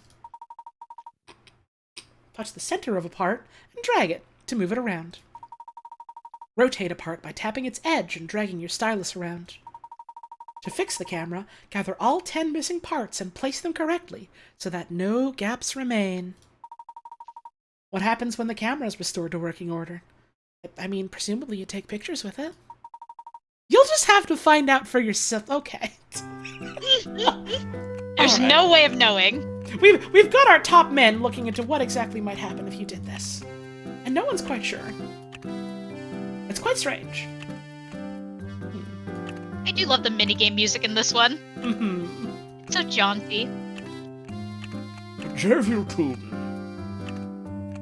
Well, this could go anywhere. It could be any or every. It could be any part, and I've never seen the inside of a camera. I never looked in there. I think that's just a myth they made up to scare us that there's parts inside Camera Pro. I mean, that's how cameras work. They got the parts in them. We still can't go in there. Okay. Need a ticket to... Oh, wait, hang on! This was a whole bit of dialogue! I thought this was like a thing we've already seen! Never mind! Surprise! Anyway, Sammy Thunder has a puzzle for us. I was just skipping through this because I was like, yeah, we this is a way we couldn't go before, so we totally already seen this, right? No. An unknown number of people are riding a train. At the first station, the train pulls into 1/6 of the people on board get off. At the next station, 1/5 of the remaining passengers get off. The pattern continues so that at the next station, 1/4 get off, then 1/3, then 1/2. Then at the final station, all passengers remaining on the train exit as well. Assuming no one got on the train during the ride, what is the fewest number of people that could have been riding on the train when it set out? So 1/6 get off, isn't it just 6 then? Is it? Because like 1/6 of them get off at the first station it pulls into. Assuming no one got on the train during the ride, what is the fewest number of people that could have been riding on the train when it set out? Is it not just 6? They do like to do shit like that with math puzzles. It's just It was 6. It's just, I was like, but is there more to it than this? Like, maybe this is like more of a tricky thing? No, this is an early puzzle in a children's video game. Also, we have 369. Nice. Yeah, this didn't take my mind off the puzzle at all, Sammy Thunder. If you assume the train started out with 6 passengers, then only one person would have to get off at each station. The puzzle can be really tough if you don't remember to reduce the number of people remaining on the train at each station along the way. This puzzle can be really tough if you remember that when people leave, they're not part of the set anymore. This puzzle can be really tough if you forget about subtraction. What we've learned from this is that Sammy Thunder is gay and can't do math. Oh, dude, I totally forgot about the concept of reduction. Dog, you're blowing my mind a little. You can't come through, though. So I'm 12. And that's how that one goes. Well, show's over now. So move it, will ya? If the folks there find other passengers hanging around outside their door, I'm gonna get an earful. Right, we gotta be in the fucking peasant cars, I forgot. As close as you can get to peasant cars on this train. Uh-huh. Alright, you're just talking about Tin Can. How about now? No? Still no? Okay. And no secret second puzzle this time. We can't go in there still. We can't just barge into someone's room when they're not there, I guess. For some reason. Fucked up. Alright, tell Babette if we find the baby. The baby. The baby. Nice glass. They don't chop people up to fit them in airplanes? What do you mean? When was the last time you rode an airplane? Oh god, Holly, you have to be so careful when you come to visit me, okay?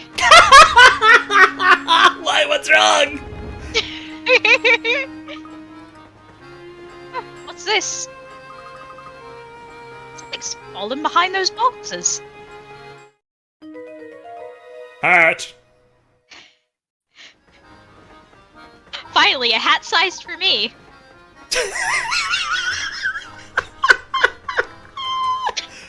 Most hats are sized for you! Are you sure? Yes! As evidenced by the fact that you own a lot of hats! Yeah? You haven't seen how big those hats are?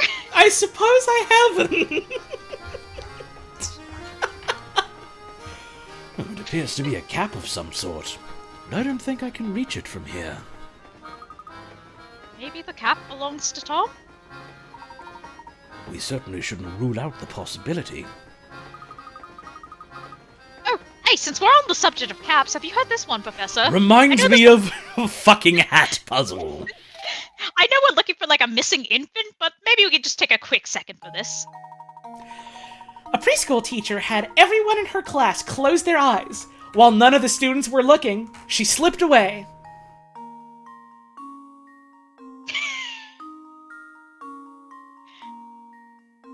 She slipped caps onto their heads. She abandoned the children. And then said, Okay, everyone, open your eyes and look at the hats all your friends are wearing. Whoever sees 4 or more people wearing red hats gets a red balloon. And whoever doesn't gets a blue balloon. in a class of 10 children, only some of the kids got a red balloon. Knowing this, how many kids went home with a red balloon? Hang on. Preschool teacher had everyone in her class close their eyes. She slipped caps onto their heads. Whoever sees 4 or more people wearing red hats gets a red balloon. In a class of 10 children, only some kids got a red balloon.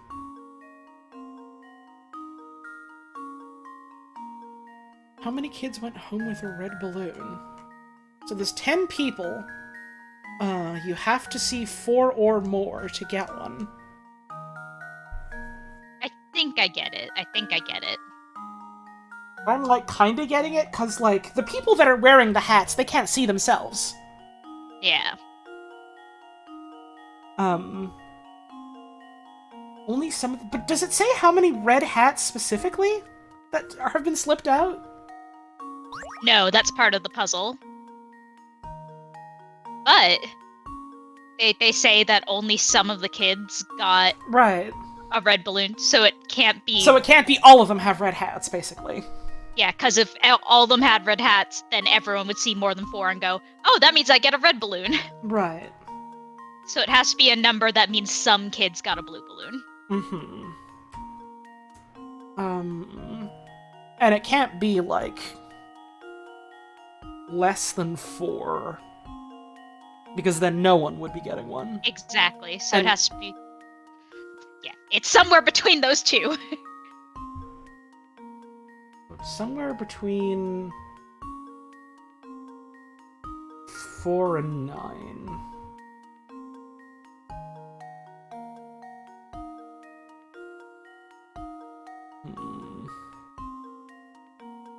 Really good comment in chat, saying, I would hate to be in this situation, I fucking hate blue balloons. Awesome! Worst possible scenario.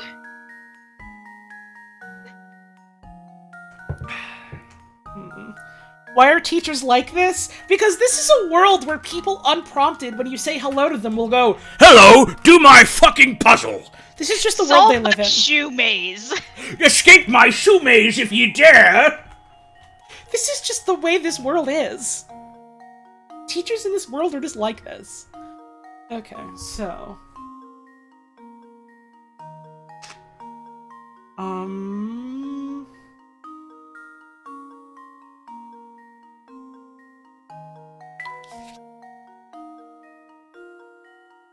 There's 10 total. You have to see 4 or more. Means at minimum there's 4. At minimum, let's assume there's 4. At most there's 9. Which means it's like somewhere between 6 and 1 people went home with a red balloon. Right? Because let's see. All these dudes not wearing the red hats. If there's 4 of them, then they can all see. They can all see 4 or more wearing red hats. And then there's these 4, and they can't see themselves, but they can see 3 people. But wait. If you have 5 of them with red hats, then there's 5 kids without them. And so they all see red hats. But if you have 5 kids with red hats on, then each one of those kids with a red hat is able to see 4 or more kids with red hats on, not including themselves, which means all of them would get red balloons, which can't happen. How many kids went home with a red balloon? It's 6. It's 6. 6 of them went home with a red balloon. There you go. Consider this puzzle solved. Here we go. And there we have It was a question with a trick, but the trick was much simpler than I thought it was going to be, so I overthought it again a little bit. It happens. That's what this game does. Hang on, this one's got a trick! Oh, right, it's a trick for a children's video game. Since you know only some of the children receive red balloons, you also know that some children didn't receive them.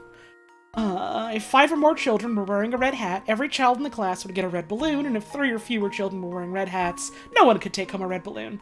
Therefore, 4 children must have had red hats. Yo, thank you Metasaur for the raid. Hope you had a wonderful stream today. We just solved a delightful puzzle about children wearing red hats. 6 children have gotten red balloons.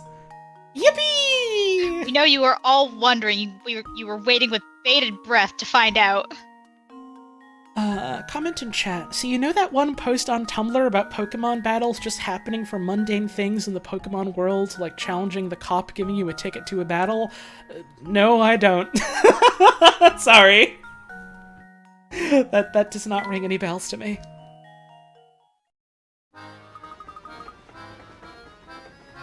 Rats, I was sure I could stump you with that one. There was even a trick about balloons. Better luck next time, Luke. For now, we'd better return to searching for that lost little boy. Oh, right, yep, let's get back to that. I definitely remembered. Yes, the missing persons case. What a shame, that. It's a good thing we both remembered and didn't forget after a delightful puzzle about little children wearing caps. Now that you mention it, how do you suppose Tom managed to worm his way into such a little space? He's a worm. A worm? He's a worm. Worm. Would you still love this baby if it was a worm? Worm. My tooth hurts.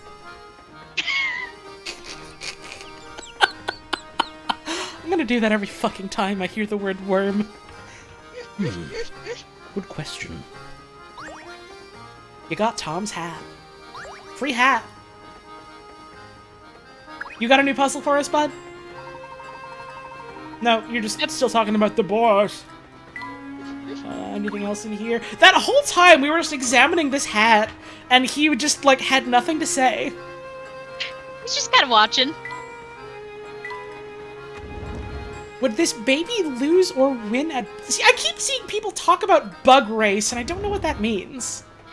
So Tumblr just added polls, but only for some people, and literally the first one I saw that was going around popular was they just put 3 different bug emojis and titled it Bug Race. Ah, okay. I had only seen any of the aftermath of that, and no one had given me any context for it. Flower puzzle. She is dying, by the way. By the way, she's laid out here gasping for breath. They're taking her soul away. Wow, that flower vase looks like it cost a chunk of change. It's true, but lovely decorations really do wonders for a room. That's doubly true for flowers. Tell me, Luke, what do you think of flowers like these? Like what? Crazy daisies! Oh, I know these fuckers! They put you to sleep in boggly woods and then do 1,000,000 damage to you and then your game's over. I can't fucking stand them. Now for something on the flowery side. Me when I...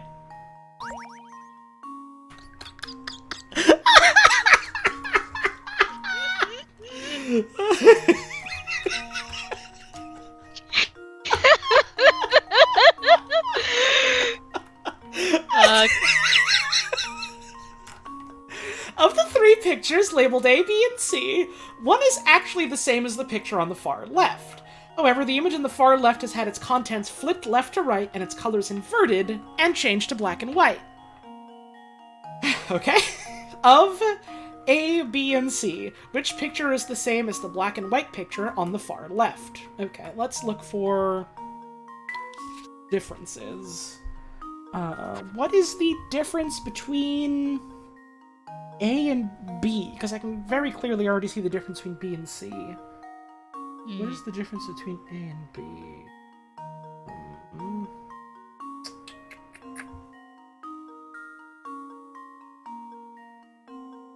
Oh, I see it. It's so fucking tiny.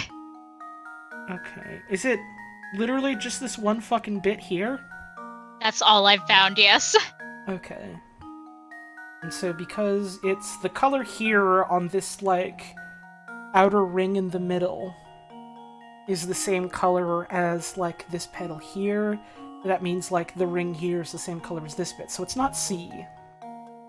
So it's either A or B, and because there's this tiny dot here that's not there on this bit, that means it's A. That tracks for me. Just leave it to me. I was so fucking tempted as soon as I read that puzzle to just go, oh, it's easy, it's A, and click it.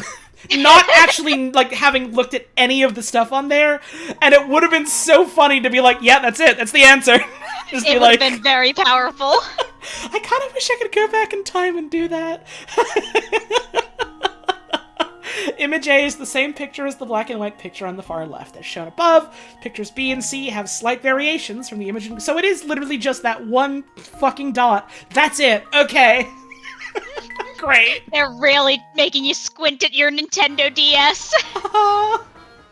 Like, I need to emphasize that for you all. We're playing it on, like, monitor computer. Right. Imagine playing this on your original Nintendo DS. I've got a fucking 1080p computer screen I'm emulating this on, so I can see the pixels real chunky like.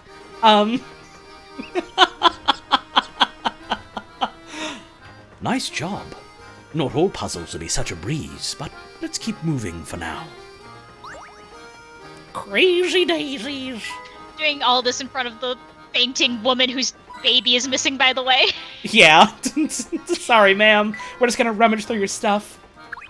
Here's a heap on the floor. Oh, take a look at this heap on the floor, Professor. It's... A heap on the floor, if I'm not mistaken. Sure is a heap on the floor. Food scraps.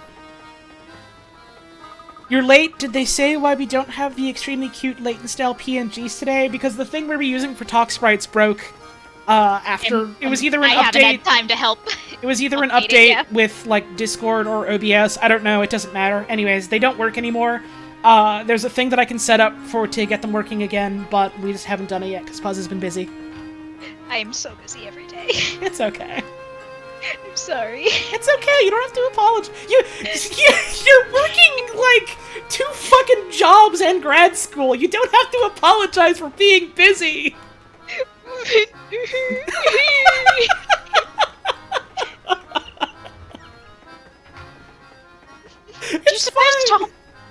you suppose Tom wandered into the kitchen to grab something to eat? Well, it is possible. Though if that's the case, the child certainly is lacking in the manners department. It's an infant! This rude fucking baby. What's the deal with this precocious child? The nerve, honestly. Food all over the damn floor. Awful baby. Say, come to think of it, why don't we have a flower vase in our room? Aren't we special? Well, this is just a guess, but Babette strikes me as the sort of lady who demands the finer things in life. And meanwhile, I am a tenured professor on the run from my classes. Snark! Shri, baby boy!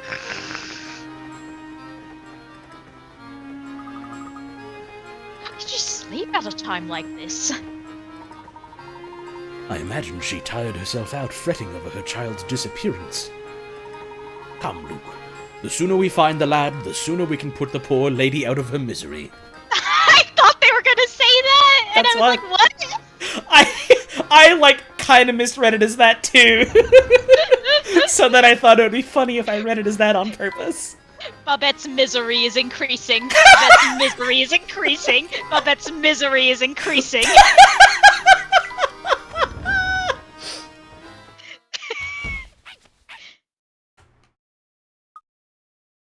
Oh!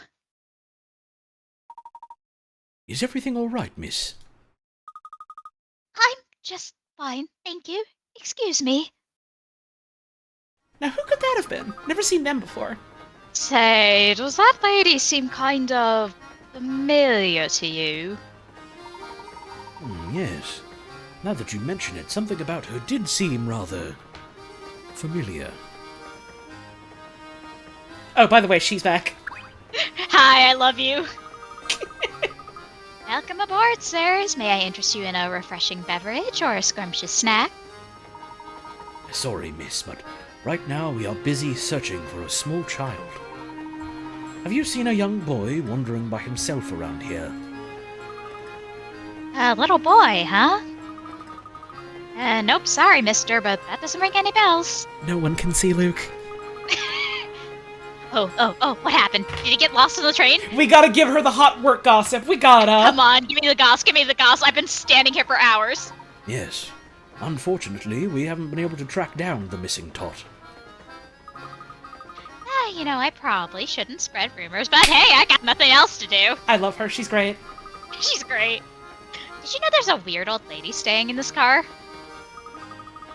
What if she kidnapped the little one and has him stowed away in her room? What, you mean fucking Granny Riddleton, or is there a different weird old woman? Yeah, hang on, we gotta get our old lady count. Does she mean the Hylian that trapped us in the shoe maze? She maybe seems the sort to kidnap. Yeah, have we checked the shoe maze for the baby? I know it's probably not true, but what if? She's just so bizarro. I can't help but think that.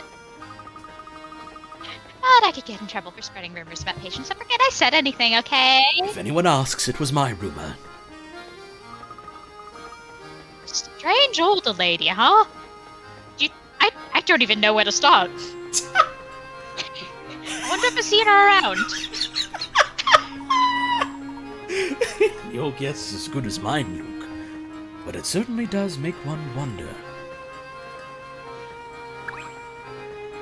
I wanted to see if you had a puzzle. No. Okay, you're just bored. You Help me! You hate working part-time here. I get it, girl. It's okay. They pay minimum wage. These people have more money than God. By the way, Granny Riddleton. Who was doing Granny Riddleton? I forgot. I don't mind doing her unless you really want to do her. I was gonna say, she seems primed for your hag voice. Hello there, sonny boys! Ever get all knock-kneed and goose-bumpy from a terrifyingly hard puzzle? Well, have no fear. The beautiful and clairvoyant Granny Riddleton stands before you ready to help. I want to look like this Granny Riddleton specifically when I grow up. Honestly, goals. Like, she's got the color scheme already. I already basically have this haircut. You do kind of match with her is the thing. Just gotta fill out and get some more wrinkles. It's that Halfway easy. there. It's that easy. I should have known. Who else could this tiny house belong to? Hey, wait a second. What are you doing here anyway? So you've heard of me, eh, Shorty? Good to know I'm still a hit with the young'uns. She says this like we haven't met her before. I think literally every game she's in, she pretends she doesn't know who the fuck you are. What if it's a fucking collective of Granny Riddletons that are all siblings but don't tell each other about all the people they've met? It's like the Nurse Joys. But one of them just happens to be a robot. Yeah, that's normal. That's normal for sisters. This is normal for women. What do you mean? Of course I've heard of you. We've met before, remember? Nope. I suspect you've got the wrong Granny, boy. Never seen you before. But you're here now, so that means you want to hear my spiel, right? Not really. No need to be so modest. Allow me to thank you for visiting me by bestowing a little tidbit of information on you. My speciality, you see, is puzzles. Puzzles people forgot about? Puzzles people miss? Surely you boys have had a few of those, eh? No need to turn red. It happens to the best of puzzlers. What I do, you see, is I take those poor, lost little puzzles and I invite them to come stay with me. I imagine any puzzles you left behind have found their way to my hut as well, if you want to say hello.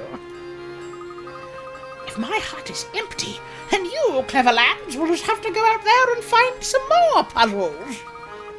Now, why don't you take a peek inside the hut to see what's there? Look at my puzzles, boy! Look at my puzzles, boy!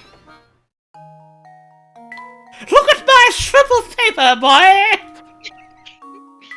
We keep missing only singular puzzles at a time. God, yeah. We're thorough, but not thorough enough. The 27-year-old puzzle word? No, 28 now. Yeah. And I don't have a puzzle nook yet. Yet. Don't you have one? Functionally, that's basically all I've been using my table for, is puzzles. I love you. Shouts out to our friend Jake for getting me a Splatoon puzzle. Let's go. Have you started working on that one yet? Yeah, we did it when he was over. It's awesome. Oh, fuck yeah. Yeah. Maybe I'll take it apart so we can do it again when you visit. 1, I would love to. 2, I loved how genuinely excited you sounded about that. I want to do puzzles with you! Me too, honey. Until then, this is certainly good enough. After trying to fold a strip of paper in half, you notice that the one side of the folded strip is 1 inch longer than the other. Determined to get it right, you... I fucking yawn, I do, sorry. It's okay, you're tired. You fold the strip again, only to discover that now the other end of the folded strip is 1 inch longer than the other one. Now that you've made 2 folds along your strip, figure out what the distance between the 2 folds is when expressed in tenths of an inch. As the brand new year approaches with utmost glee, the old years in solved puzzles can live with me. Thank you, Mabel, for the 9-month reset. Much appreciated. Good New Year's poem. Let's see. One side of the folded strip is 1 inch longer than the other. Fold the strip again, only discover that now the other end of the folded strip is 1 inch longer than the other. Okay.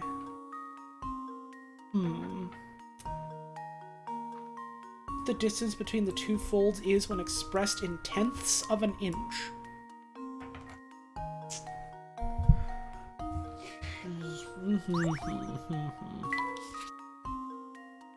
Okay, so the sticking out bit is 1 inch, and the sticking out bit here is also 1 inch.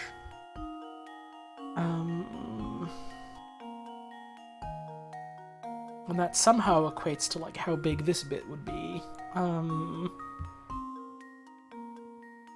think I know, and I'm, like, a fun kind of angry about it. Wouldn't it just be, like, 1 inch here, then? That's what I'm thinking. Because, like, if you fold...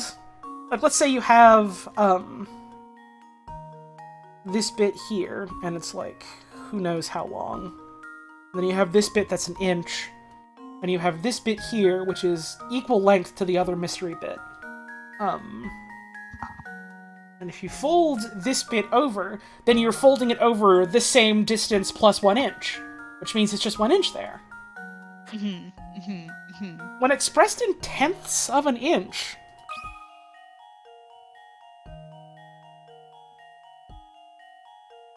How do you... Wouldn't that just be 1, though?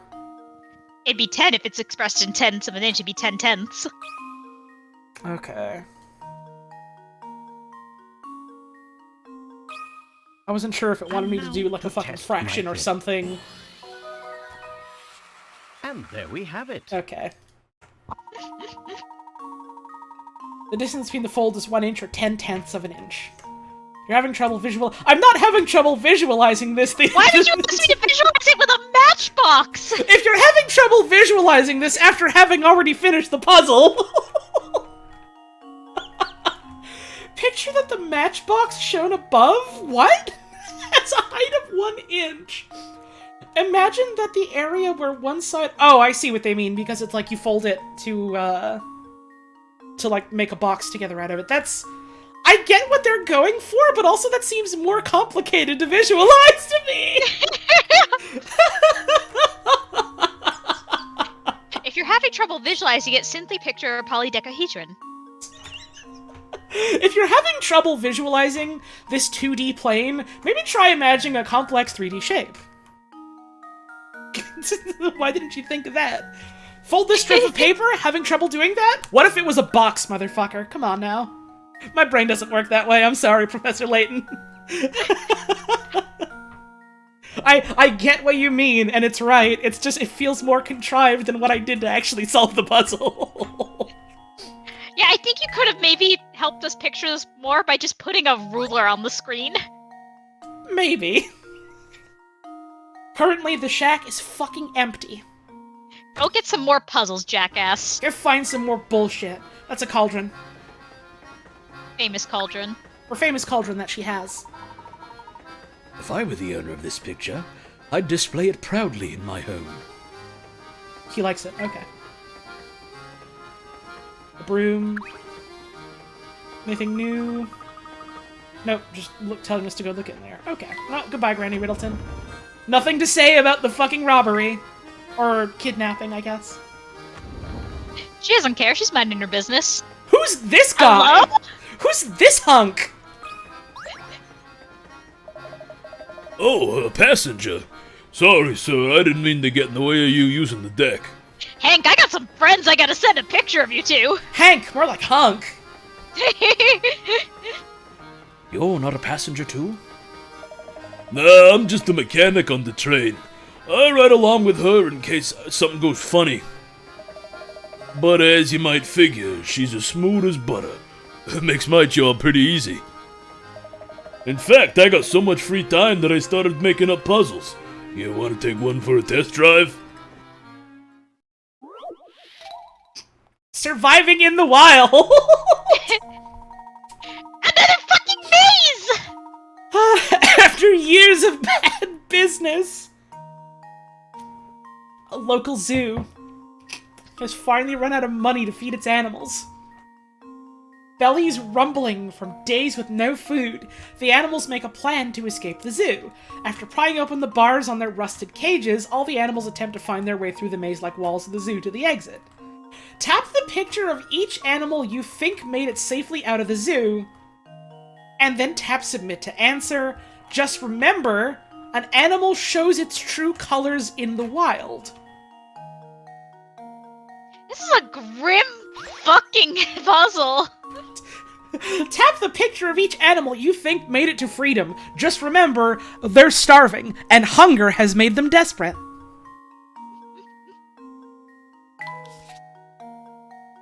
We got a lion over here. Eats the rat. Well, I already see one issue. Sorry, bud.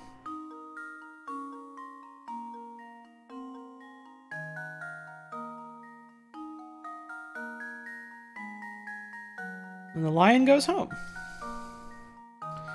The lion gets a snack and then gets to leave. The alligator eats delicious panda. Alligators are famous for doing that. And then can't get out. Okay, so the lion gets out. Neither panda nor alligator are having a good time then. Right. Other cat? Jaguar, leopard, something of the sort. Also trapped for all time. This is a bad zoo. Uh-huh. Thank you, PK something, for the $3 tip and message of, "Hey Hank, what the fuck, dude?"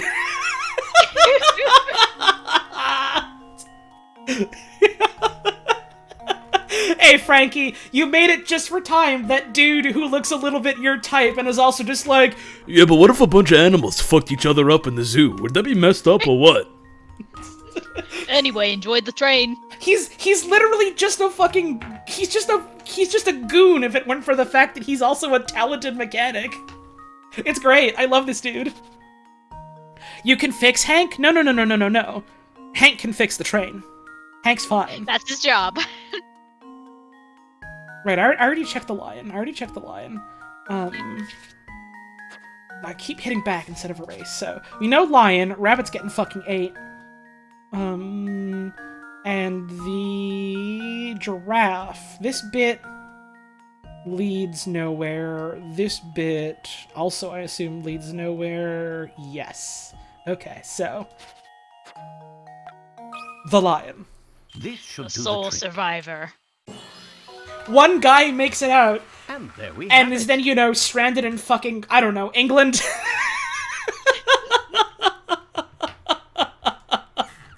I'm sure the lion is going to do very fine on the streets of London. The only animal that will safely escape to freedom is the lion. While both the rabbit and the lion will make it as far as the path to the exit, the second the lion spots the rabbit, he's guaranteed to eat it. Fuck, dude. Thanks for this cool puzzle, Hank.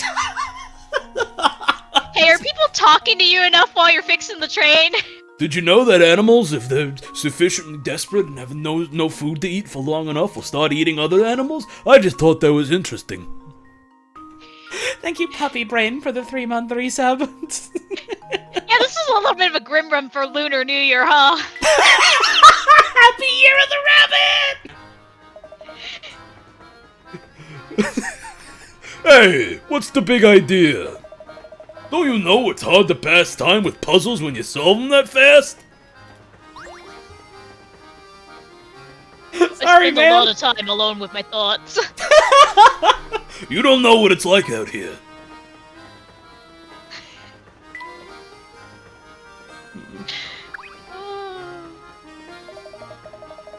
I don't suppose anything on the train's gonna break, do ya? I'm dying for something to do.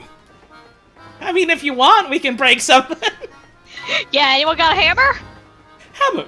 I've got, a hamster. We can get him to gnaw on, like, the wood or something. I've got one piece of a camera and then, like, the shell of it. I can bash that against the walls for you. We got options, we can We can We do can probably something. break one of those lights. If you want. Nothing else new in here. My fucking baby! Snork! Oh, hey, Bud, you're back. Have you seen a baby? Excuse me, sir. Have you seen a little baby boy wandering around with only one shoe? No, I don't believe so. But come to think of it, a couple who was just here were talking about a child. Interesting. Do you have any idea where we might find this couple now, my good man? I read that line fucking weird, whatever. I believe they're staying in the 4th car, sir. May I recommend paying them a visit? A wonderful suggestion. Thank you for your assistance. Come along now, Luke. Let's go drop in on the couple in the 4th car. The professor and Luke decide to search for the couple who saw Tom. How about now? Now you got a puzzle for us? No. But what if there was a puzzle? What if instead of glasses of champagne on your little plate there, you had glasses of puzzle? I mean, that's kind of what this one was. I suppose that's true. Don't break it, by the way. Alright.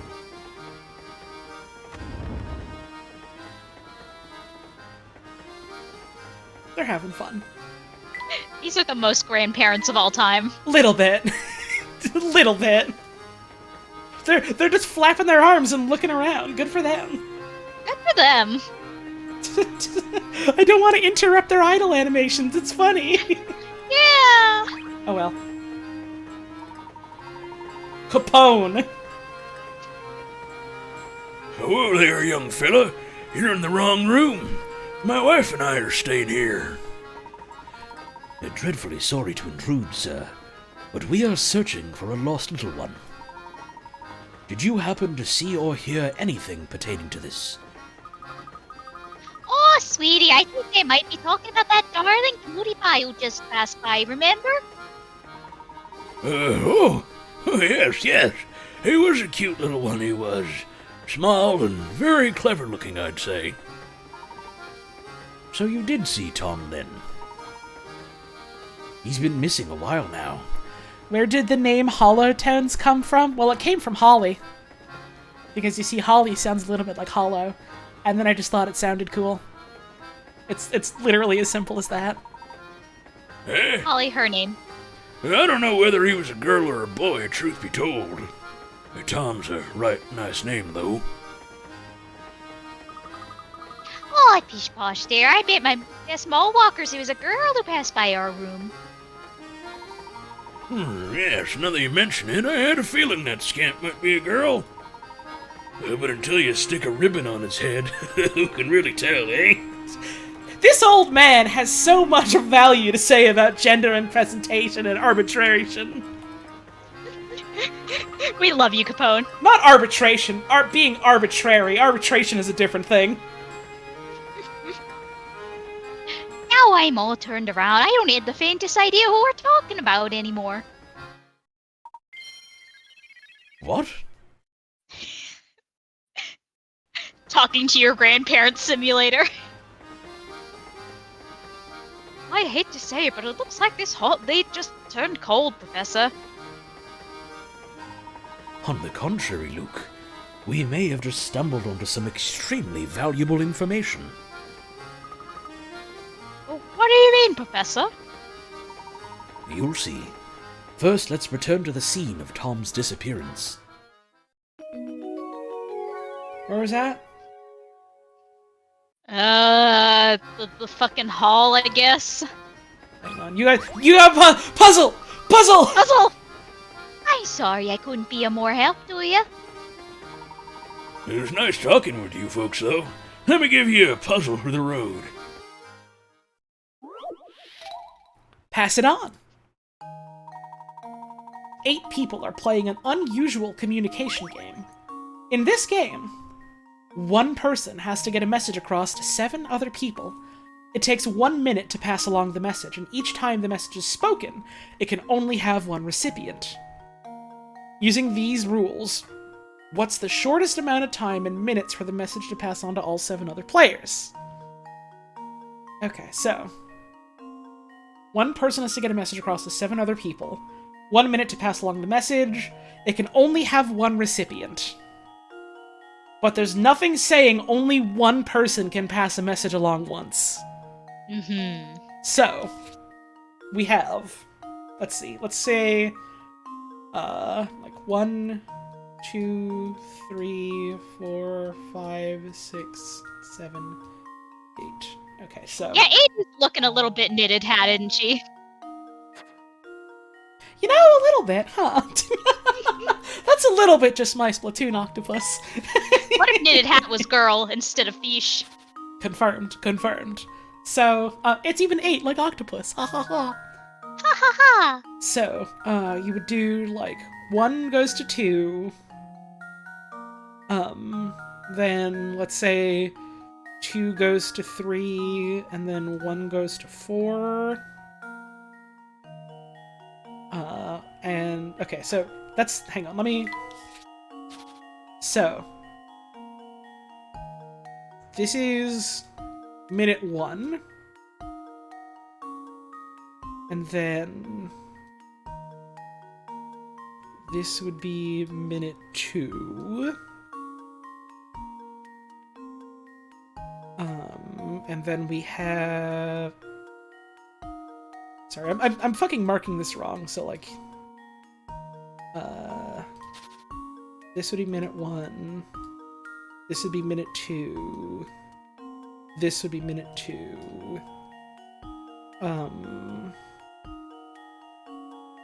and then we have 4 that passed it on to 4, and that'd be minute 3. So it'd be 3 minutes. 3 minutes. 3? This should do the trick. Over here. It's that simple. A true gentleman leaves no puzzle unsolved. It's that easy. If the original message spreads the word as shown above, the game can be completed in 3 minutes. During that time, the original messenger can tell 3 people the message, and the people— oh, I clicked too fast. Well, it's what we got. Every time I see the fucking click here, I want to click to get the flashing off my fucking screen. But if I do that, then the rest of the writing is gone. The trick! I hate it! Yes, sirree, that's the answer. Sharp tacks is who you are. I'm downright impressed. And still, don't get your hopes up about finding that little one. He could be anywhere. Oh, goodness, listen to my husband. Sometimes you can be a little negative without realizing it. I, for one, am rooting for you. Best of luck finding that little one. By the way, camera part. By the way, we found this on the ground. By the way, camera part.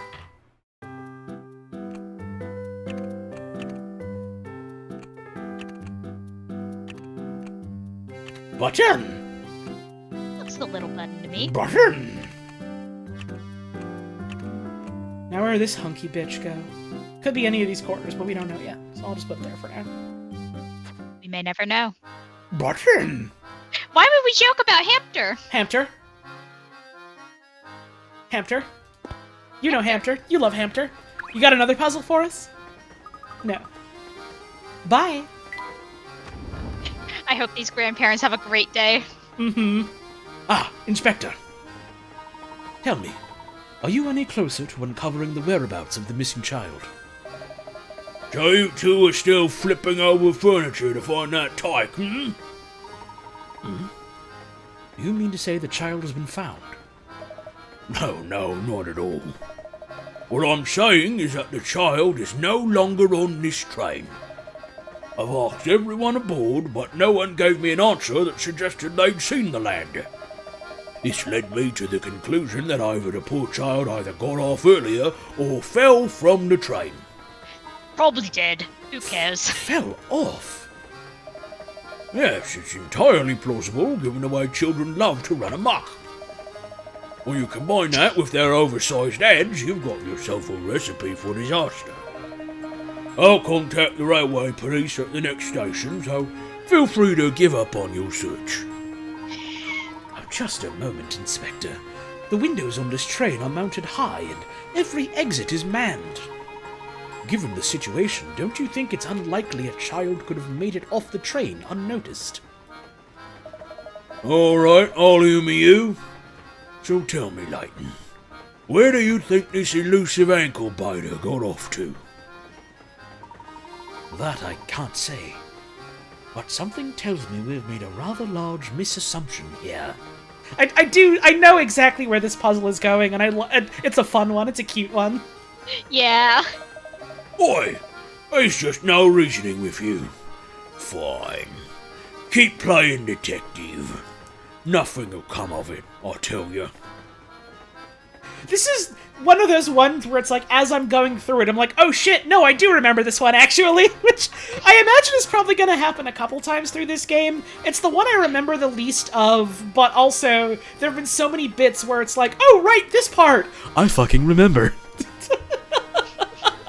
There are some things that I'm excited to see if you either remember or don't remember and get to experience again. Uh-huh! Finally, we're going to see things that you people wouldn't believe, etc., tears and rain. Time to solve a puzzle. Actually, Yeah, Don Paulo is actually better at this. Yeah! Listen, Don Paulo, disguised as Inspector Kelmy, might be a better police detective than Inspector Kelmy. However, Inspector Kelmy is better at loving his fucking wife, so who's the real winner That's here? true. Who's the real jackass here? I think the answer is both of them. You know, you might be onto something, you might. I do gotta get up and have a break. I do need to get up and have a stretch. Oh my god, it's snowing outside. Ooh! Pretty. I'm probably gonna have to shovel that tomorrow, but pretty. I'm gonna get up. I'm gonna have my stretch. I'm gonna refill my water. And maybe Ooh, go yeah, I gotta get kiss some my water. cat. Go drink! Go drink! I sippy! I'm gonna run the ads while I'm away, so it's the perfect opportunity for you to get up and have a stretch yourself. We'll be back in a couple of minutes.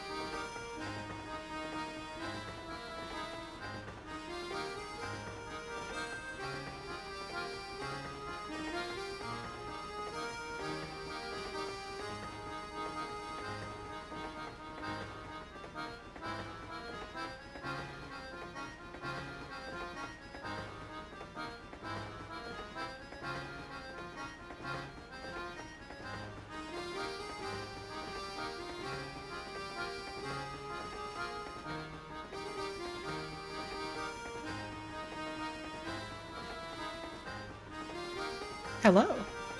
Hello. We're back. We're thinking puzzles.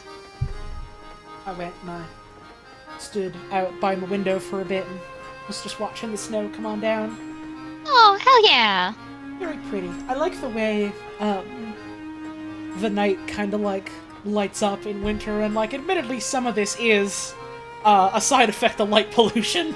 But you know, when like people have a bunch of like, you know, street lights on and things like that, and it's sort of overcast in the sky, and you've got a bunch of like snow on the ground and falling on through the sky, and it starts kind of reflecting everywhere, and it's like this sort of hazy, like dark pinkish purple, and just like all around you. It's pretty. I like it. Yeah. Also, I just noticed the pole. Good shit. I wonder who could have made that poll, Smile.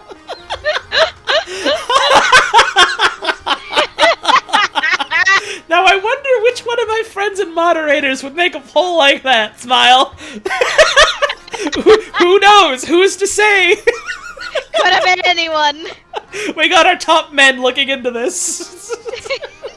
Top men. The top men, they're spinning.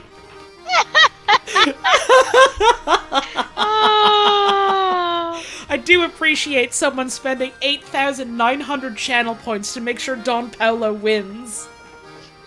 Now that's effective use of your service. That's effective use of your BB bucks.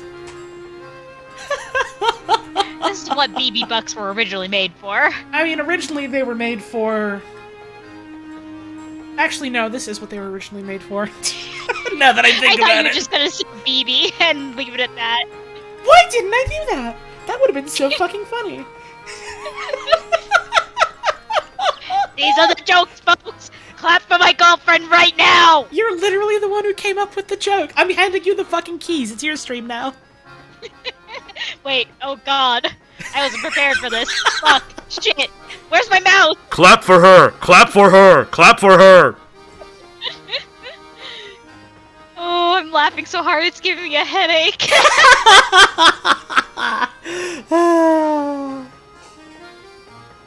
Speaking of getting a headache, I am starting to feel a little bit headachy. So I don't want to go for too much longer. Also, I know you got like a little bit of work you ought to do tonight as well. I'm actually I forgot to say I got a message that work's gonna wait till tomorrow, so. Oh, okay. Well, in that case, you now have a bunch of free time tonight, and I think it would be fun if we could like watch something together or something. Yeah. In that case, I now have a date. Let's go! I got a hot fucking date tonight with the love of my life. Hooray! But first, we gotta do puzzles. First, we gotta do puzzles. Puzzles. Puzzles is kind of like a date night, at least when you're dating me. Or me. And this is why we're together. We're both just a little bit like this, huh? A match made in puzzles. What the? What the? I feel slightly haunted all of a sudden. What's on your mind, my boy? You look distracted. It's hard to put my finger on why, but I feel like someone has been watching us for a while. You too, then. I've been feeling that same sensation myself. Do you think that someone might be dating us? I just remembered something else from this game. Unrelated, but... Oh, I think I know what, and I'm smiling so serenely. There are puzzles in the area. Thank you, Raven Bonifoy, for the tip and message of Luke. Watch out. There are puzzles in the area. What? I feel like I'm putting a little bit too much gravel on the Layton voice, but it's fine. Maybe he's like a little groggy or something. It's been on point, to be honest. What if Professor Layton was just a little bit more husky? Listen, he's only had the one cup of tea, and you know how, trained he is. Don't talk to me until I've eaten my ceramic pot of tea. It's certainly possible. Keep an eye out for anything unusual.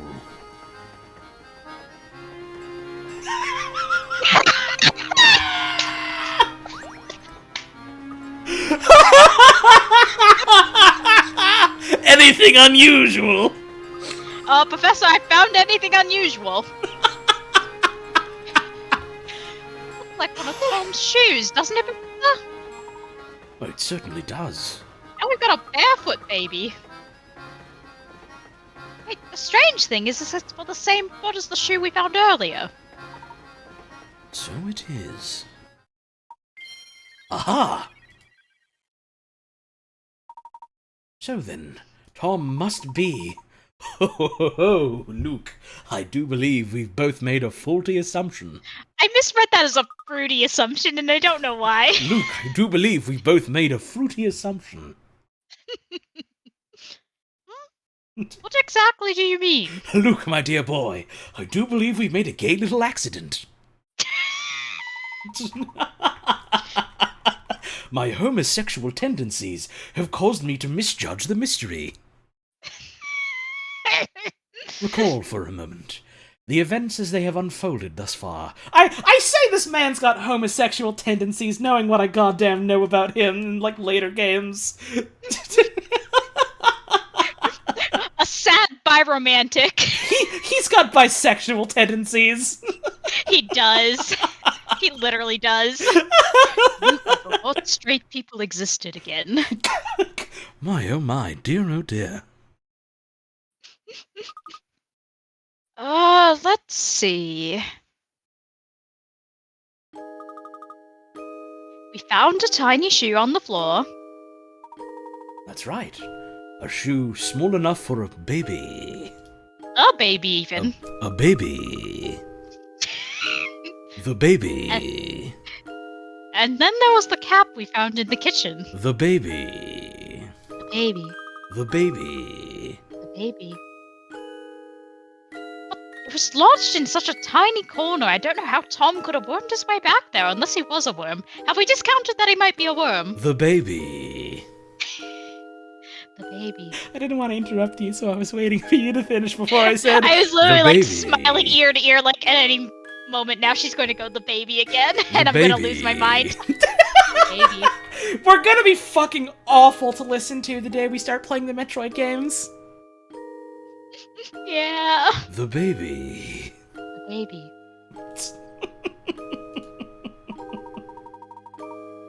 The baby. Correct. The baby. In order to get back there, Tom would have to be no more than half your size. Now that you mention it, I don't think I've seen any boys younger than myself on the train. The baby. The baby. That was my impression as well, which is why I began to consider a different line of thought. Luke. The baby. Luke, what if you and I and the baby have already seen Tom and didn't know it? You see, all the while we've been searching for Tom, we've assumed that he's a small boy or a baby. But what if that assumption proves false? What if we've been wrong from the start? I think I see what you're getting at, Professor. The baby. The baby. The second shoe was the same in every way as the first shoe, including which foot it was for. If that strange pair of shoes means what I think it does, then Tom must be... Right, Tom must be the baby. a baby. Who is Tom really? I like that this is a puzzle. By the way, it's a sliding puzzle, I guess. By the way, sliding puzzle.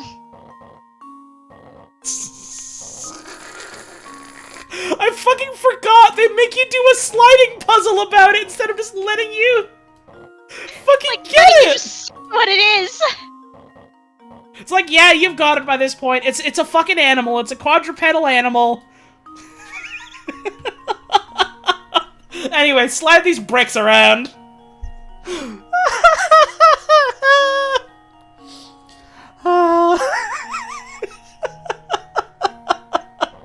How the fuck do I slide them?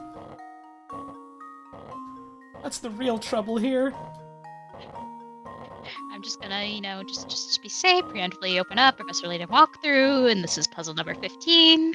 Okay. Just in case. So it's like that, huh?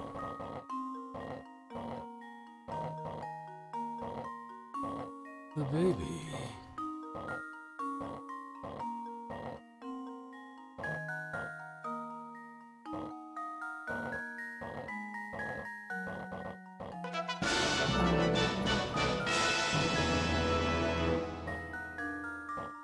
Hi, Holly. Hi. You are the best. Oh, that's You are nice of you to doing say. well Thank you. tonight. I'm doing pretty good tonight. I'm hanging out with my girlfriend. We're doing puzzles. Hi, I'm girlfriend. Like, that's true, you are. So I'd say life is pretty good. Thank you for the 17-month resub. Much appreciated. Oh, but I gotta get these fucking bricks out of here. Hang on. How do I get both of them out of the damn way? Fuck, now they're just back here. Oh, I can just do this. Well, other than that's stuck there.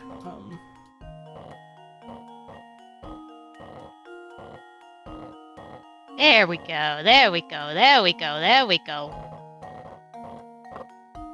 Dog! That's animal.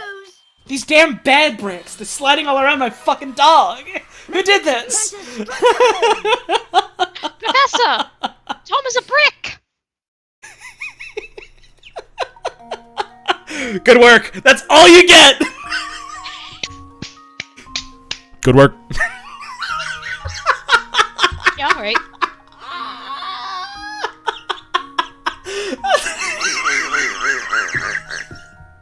Good work. Yeah, good job. You did it.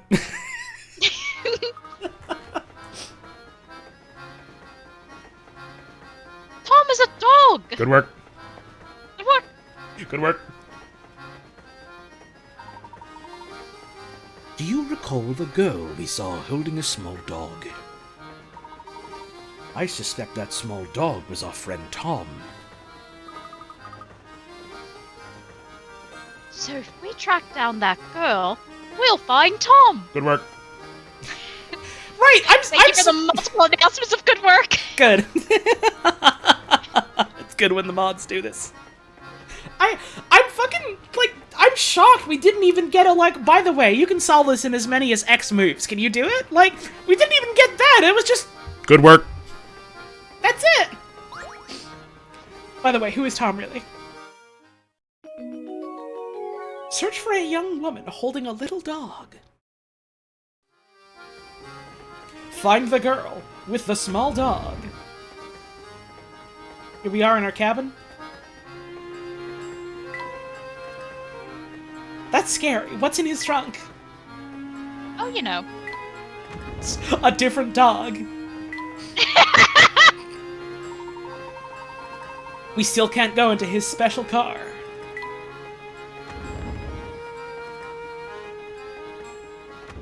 Are you in here? Are you in here? No. Where could you be? Have you seen a child with a dog running around? Greetings, sir. You still searching for that lost little one? Indeed, we are still searching. Tell me, sir, have you by any chance seen a young lady pass by with a small dog? That does ring a bell. Yes, I believe she was headed towards the back of the train. Is that so? Well, thank you, sir. You've been most helpful. I just fucking remembered. This dude saying ring a bell reminds me of a character from fucking... I want to say it's Bravely Default. Which is, my understanding, it is a very JRPG-ass JRPG. Where, like, his whole thing is that he has, like, amnesia or something, right? And so they're like, oh, do you know what your name is? And he's like, oh, you know, nothing rings a bell. Haha, ring a bell. I'm gonna name myself Ring a Bell now. Or something like that. He's voiced by Shinji Ikari. Huh. Well, Shinji Ikari isn't real, so...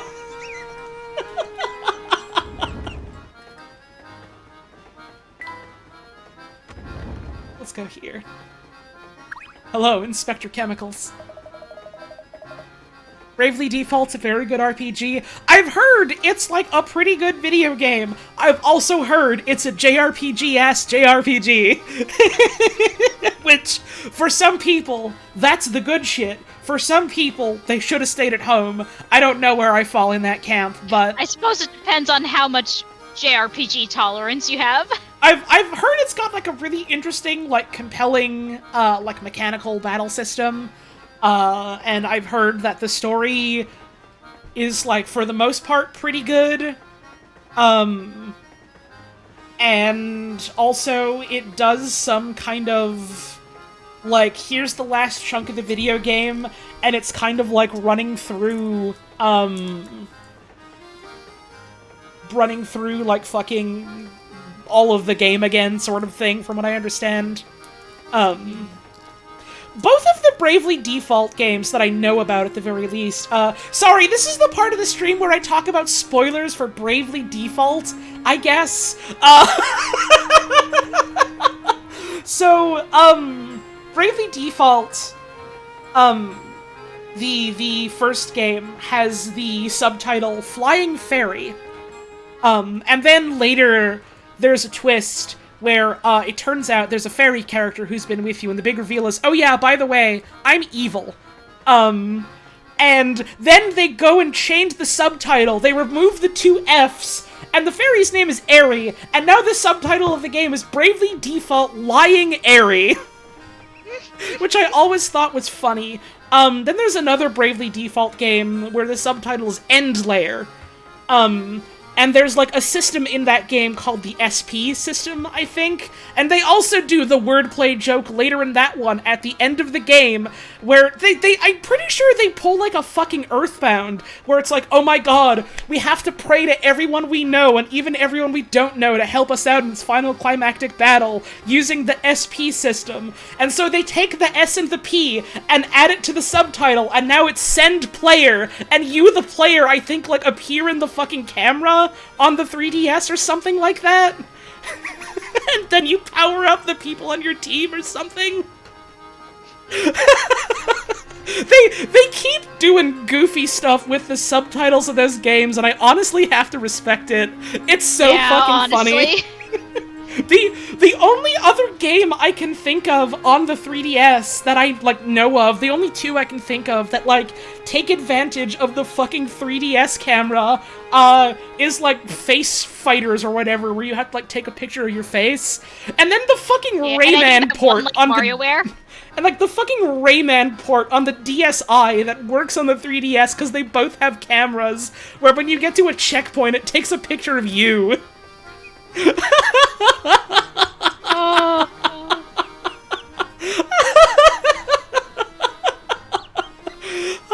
It's so weird to think about, like, they were like, oh yeah, we have, like, cameras on, this system, and so many devs were just like, how do we fucking use this in our games in, like, interesting ways or whatever, and sometimes come up with interesting answers to that, and then sometimes don't.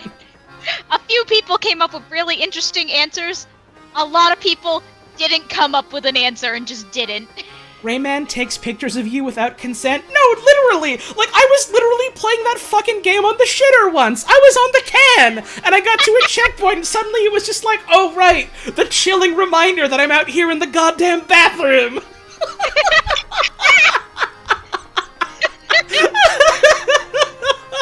You know the fucking, like, the famous, like, you just saw your face in the screen of the DS when it went black for a second face. Imagining seeing that at every checkpoint and hitting an instant, like, -20 to morals. God. Rayman 1 is not a particularly good video game, but I did tell Puzz that I was gonna play it for her because she did tell me she was gonna play the Jak and Daxters for me, so I gotta do the Raymans for her. Yeah, we still gotta find time for that too, on top of, you know, everything else. Oh god, yeah, the loud-ass fucking DSi shudder sound. Oh, man. Am I going to complete Rayman 1? Here's the thing. if I'm remembering right, you have to fucking complete Rayman 1 to finish it. You have to get 100% in Rayman 1 to beat Rayman 1. That is not a game where, like, completion is an optional thing you can strive for. They make you do it. Yeah, maybe I should be playing Rayman 1. Let me put it this way, honey. Let me put it this way. Rayman 1 is the only game bold enough to ask, what if a not the only game, that's a fucking bold-faced lie. Anyways, it's one of the games brave enough to ask, what if a 2D platformer was dog shit? Awesome! And then Rayman 2 is, from what I remember, a pretty compelling 3D platformer. Rayman 3 is a weird and very French, but still pretty interesting 3D platformer. Rayman 4 doesn't exist. Rayman 4 is a prototype that eventually got leaked to the public, like, recently, a couple months ago. Yeah, I was gonna say, wasn't it just this year? Uh-huh. I think they finished the model for Rayman's sexy girlfriend or something. Play Rayman Redemption. It's a mod of the original game on the PC that makes the game actually worth playing. See, that's interesting. That sounds compelling. I do still want to play the fucking original because that's what I said I would do for Puzz. You can play the good version a different time. What about Origins and Legends? Only played a tiny bit of both of those. Really liked what I played of both of those. Haven't played enough of either of those to have much of an opinion on any of them. They sure fucking sexed up those fairies in that one, though. Yeah, they were a bit titty booba, huh? Yeah. Just like right up in your face in that one. Oh, I forgot we were playing Layton, weren't we? Chelmy's just sitting here waiting for us to finish talking about titty booba. Chelmy is just staring down Layton while the fucking angel and devil on his shoulder are talking about Rayman tits and Bravely Default. This man is a London professor in a fascinatingly ambiguous type. He doesn't know what Rayman is. And that's why it's the devil on his shoulder telling him that. The Rayman 1 PC port is very bad. Most ports of Rayman 1 are very bad. And it doesn't help that the original game itself is just also kind of bad in and of itself. Ollie is the devil, Puzz is the angel? Agree to disagree. The role switches depending on how we're feeling. Usually we're both the devil. We're kind of in a process of swapping the hats out as soon as one of us wants to say something. Like, oh shit, honey, yeah, here you go, here's the devil horns, you go ahead. It all depends on what sells the bit. Whichever's funnier. Oh.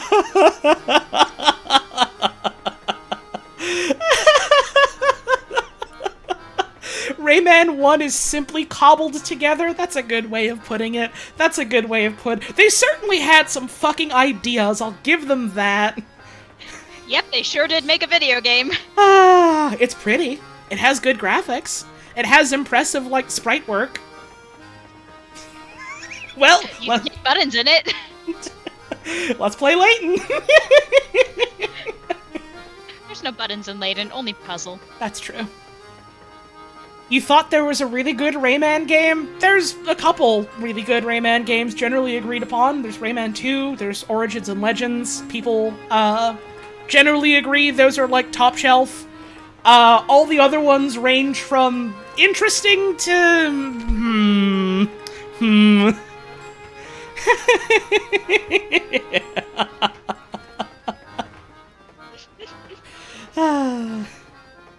The Rayman fan remake is pretty great. Sure, but in the context of, wasn't there the one really good game of this series? Like, that's like saying, oh man, there's never been a good Final Destination movie. Yeah, but you know, me and my friends and I had a really good backyard wrestling match that was kind of like Final Destination. That was great.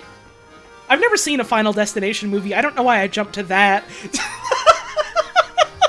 You and your friends had a backyard wrestling where everyone had horrible prophesized deaths? Yeah, like a truck came, and that was like the pile driver. I should have gone with Saw. I haven't seen a Saw movie either. The metaphor is breaking down because I don't know what I'm doing.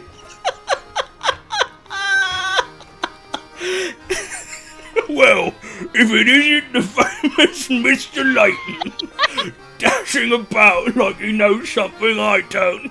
Okay, but that sounds... Knowledge of Rayman. That sounds sick, though. Right, sure, but my point is, it has nothing to do with the original body of work other than inspired by it or whatever, you know? Like, what? We're rapidly losing the plot. The point I'm trying to make is that when you're talking in the context of, like, yeah, here's the original body of work, then going, yeah, but this fan work is really good, is like, yeah, I'm sure it is, but that's not the original body of work. And we're talking about the original body of work and its flaws. And then I tried to do a really hacky fucking metaphor with backyard wrestling. Oh, Holly, honey, we still need to get really into wrestling. We do.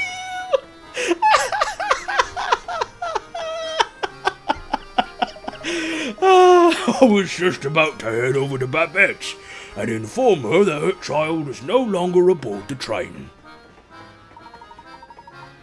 Inspector, we are mere moments away from discovering Tom's location. Please do not tell this woman her baby is dead. You've been flirting with the idea of getting really into sumo? Yeah, so have I, honestly. I've been wanting to get back into it.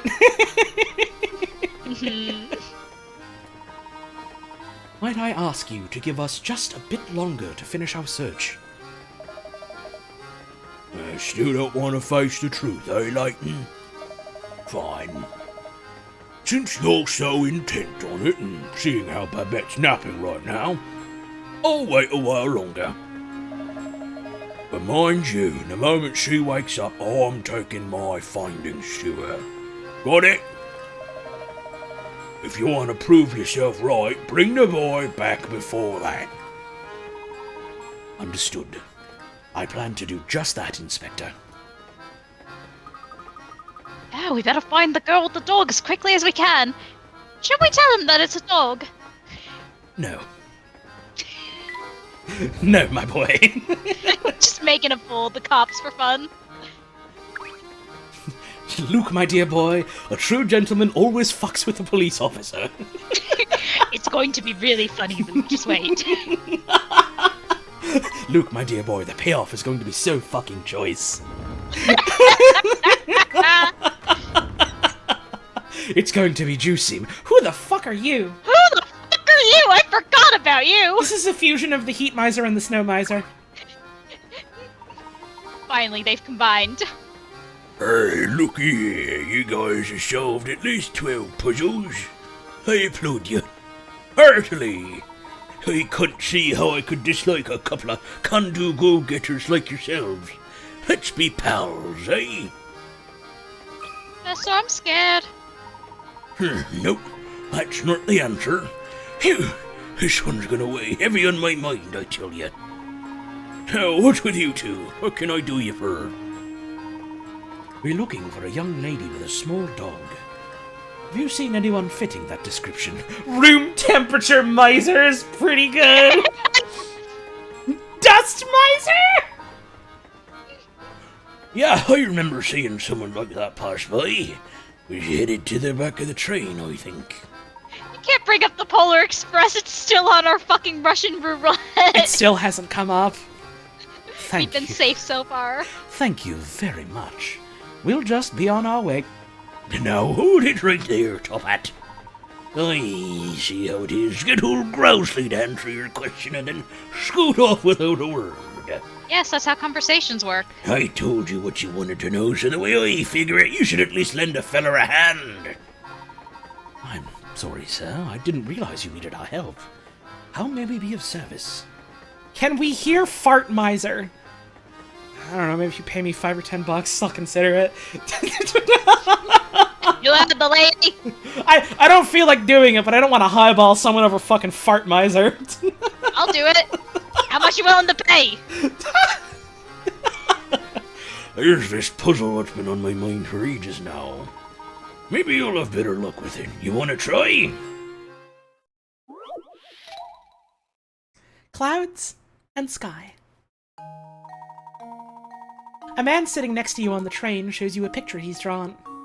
Let's say this picture has a total area of 10. Can you figure out how much of it is made up of clouds compared to the area that's made up of sky? Don't think you need to guess the answer. There's a definite method you can use to work this out. How much of the area is sky versus clouds?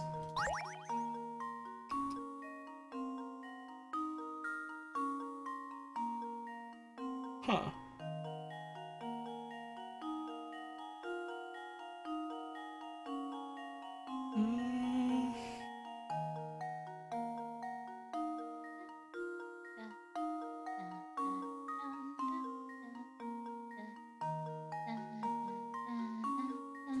Well, this would fit here perfectly.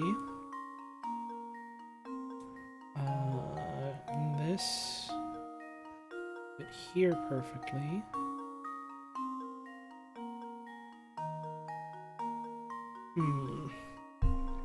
Some of these chunks just fit in perfectly. So it's like, this bit goes in here, and then this bit goes,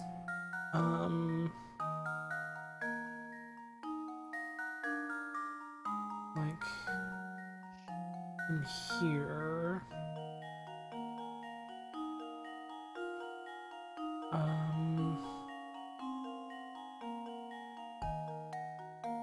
Would it not then just be like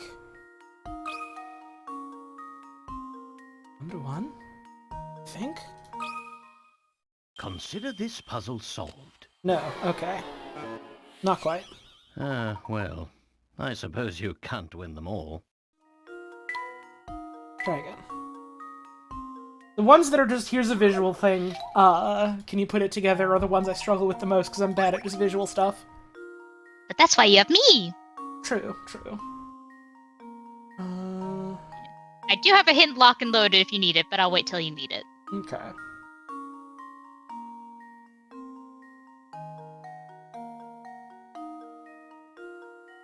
Yeah, I was also thinking it was tiling perfectly at first too, but it's not. It's just that like some of these like bits definitely fit in with the like you could just like take this and move it over here, for instance, kind of thing. Thank you for consider this puzzle solved. Extremely loud incorrect buzzer. Consider this puzzle wrong. Also, please try not to speculate in the chat. I know y'all are trying to help, but that is functionally backseating for these. Yeah, some of the oh, is it this? I think it might be this. Does sometimes end up just giving me what the fucking answer is, and I don't like that. Speculate quietly in your minds. We can talk about it after.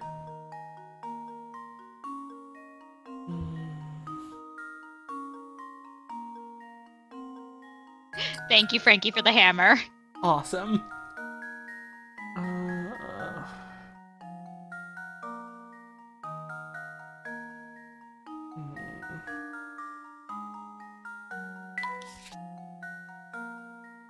10 by 10.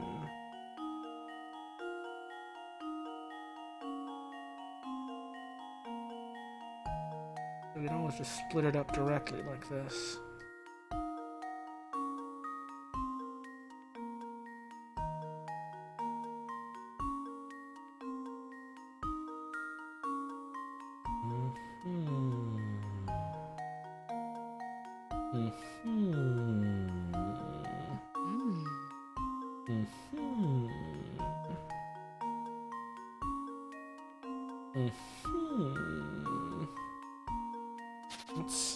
Let's see if I can just a little more even like just because it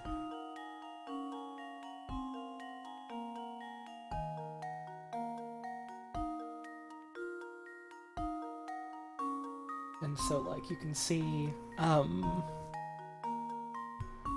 like this tile here would match up perfectly with this one, and so that you would have like, let's see, this is blue, this is perfectly blue. And then you have, like, tiles that match up kind of thing, so, like, this fits in perfectly here, so you have, like, one white, one blue.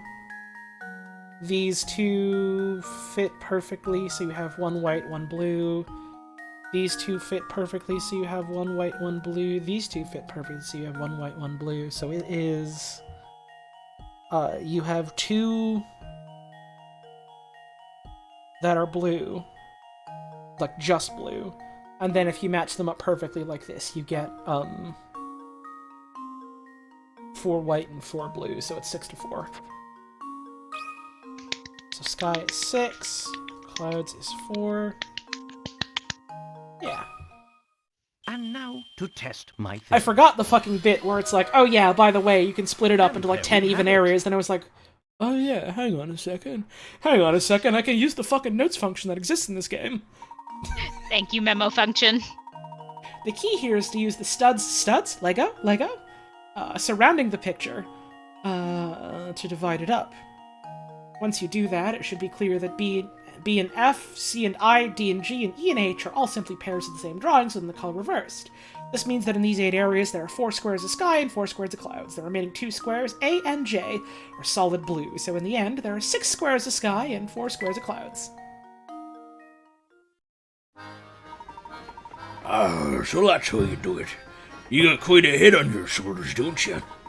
Now, as to that girl you were asking about, she's probably on the observation deck behind me. By the way, we got a glass part. By the way, have some glass. By the way, I found this hunk of glass on the floor. You want it? I can give it to you. How the fuck we fit it in, though?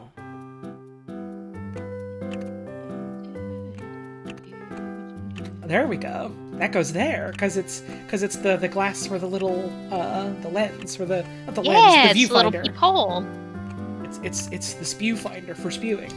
And You then gotta have your spew finder. You gotta. How else are you gonna spew?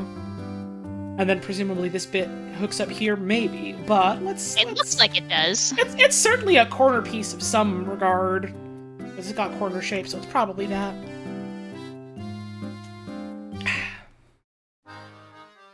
Cool. Who's in here? Hi, Granny. You got anything for us? No. Bye, Granny. Here's some more puzzles. Bye, Granny. We love you, Granny. Bye. Nice to see you. Aha. That Oh, that's mysterious cute woman. animation. Aha. I like the way it's fluttering in the breeze. Let's look for hit coins.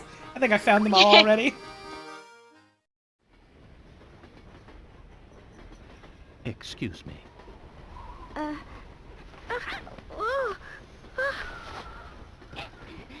Whoa!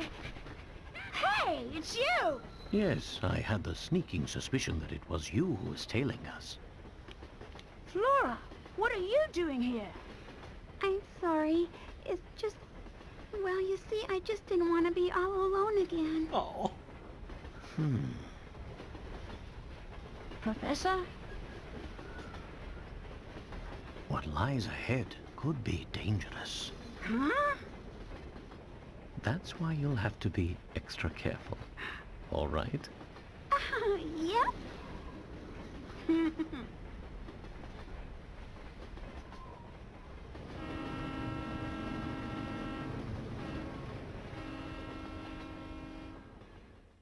We have a new party member. I don't think the audio was. I don't think the audio was that crusty on it. It was. I mean, it. Not compared to the rest of the game. Like, it's a DS game and all. It's got hella compression, but like, that sounded fine. Oh, he's the dog we saw earlier. Quick, grab him! Right, he fucking got away. Yeah, he just left. Yep.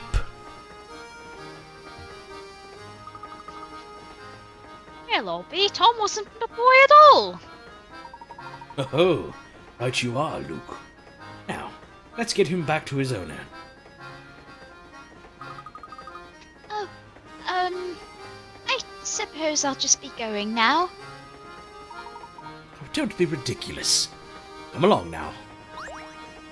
Flora is now traveling with you.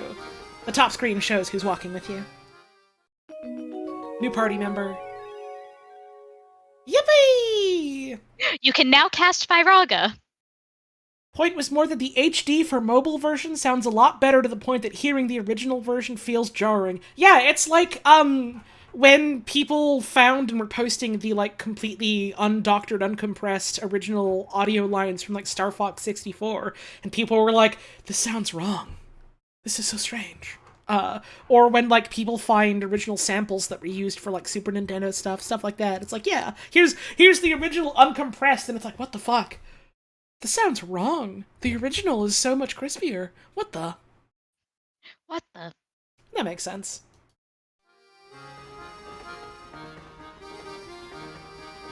The dog is with us! The dog is in our party! Dog in party! You pixel dog! Message about dealing with emulator problems, and I think some of that can be chalked up to just, like, you know, emulators have gotten much better over the years and stuff. Like, I've heard so many people talk so highly about Melon DS as a really good emulator, which is what I'm using, as opposed to what's the other, like, big name, Desmume. Desmume, and how it kind of, like, got run into the ground because one person was like, no, I have to make it the most technically accurate DS emulator ever made, and was also a complete shithead to everyone else on the team and ran them all off. And so now is just doing it on their own or something like that. And, like, Melon DS was, like, a direct response to that. It was at least one person who was originally working on the other emulator going, like, I'm gonna just fucking make my own. Which is less fussed about, you know, being perfectly technically accurate and more fussed about, like, you know, running well and efficiently.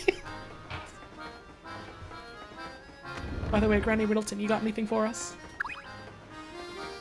You use Desmume and the audio kinda sucks, but... Yep. It's, sometimes the tech has come quite a long way. And also sometimes the tech is... People are trying to do different things and have different goals, and so they end up with different end products kind of thing. It is the nature of things. Oh, thank heavens you're alright, my sweet little Tommy boy. I've missed you so. Yep. PS2 and N64 in particular made huge strides last year. Yeah, fucking, N64 emulation for so long, has been in such a weird state, just because, like, if I remember right, the way that, like, the internal architecture of, like, an N64 works, just, like, hardware-wise, is pretty different from how most, like, modern computers work. And so, telling, like, basically, okay, here is our, like, round peg, fit it in this, microscopic triangular hole, you know, difficult. That's extremely oversimplifying things, but, like, also, if I'm remembering right, the fact that it was such, like, a weird sort of, like, hardware architecture was part of why it was hard for people to develop N64 games or something like that in general.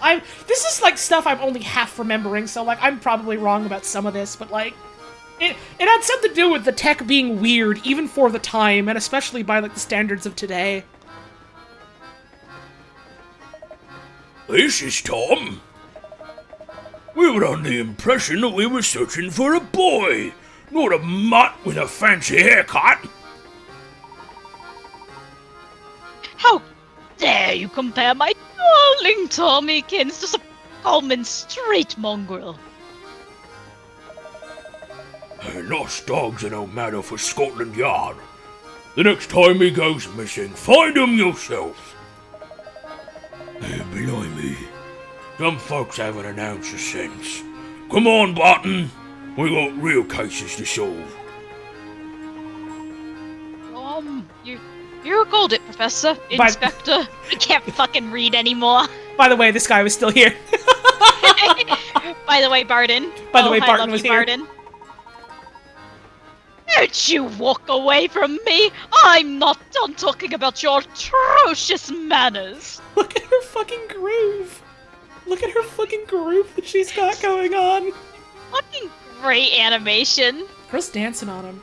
Man, speaking of emulation, I need to consider looking into N64 emulation someday, just because, like, it's been a while since I looked into it, and apparently the tech is better now.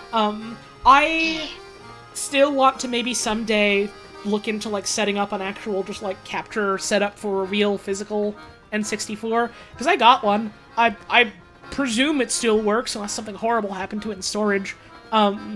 And I like playing on original hardware, even if it means I have to play with the suck-ass N64 controller. It's part of the experience. Listen, part of the thrill, part of the joy is hurting your goddamn hands on that weird spaceship of a controller. I do really like her dance here, by the way. I love her dance. Yeah, it's good.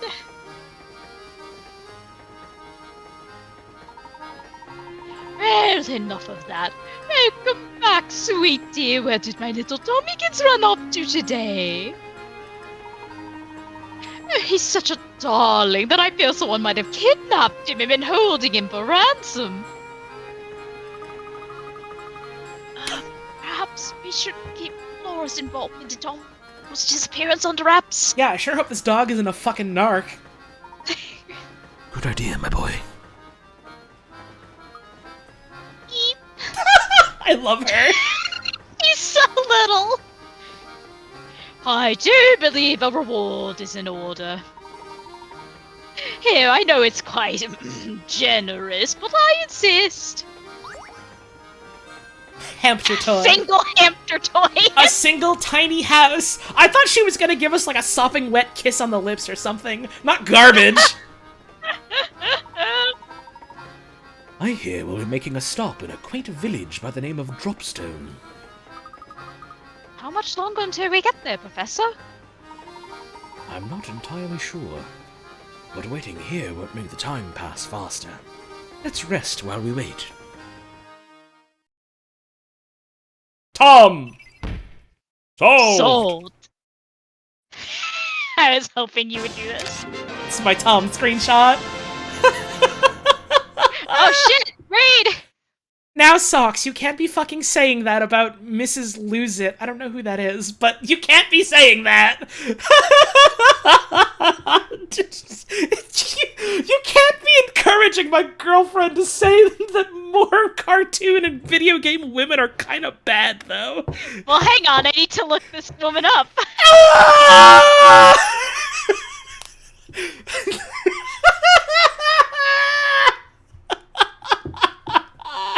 Okay, Tyler, just send me a fucking picture of her if you have one, and I'll send it to Puzz. Wait, no, we're in a fucking server together. Just post it there and at her. Hang on, I have to make a tweet that we solved Tom. Tom has been solved. Tom's been solved. Good news for all Tom fans out there. It turns out that Tom isn't a child, as was thought originally, but rather Babette's pet dog. It would seem that Babette's affection for Tom is so deep that she considers him to be much more than just a pet. What about Jerry?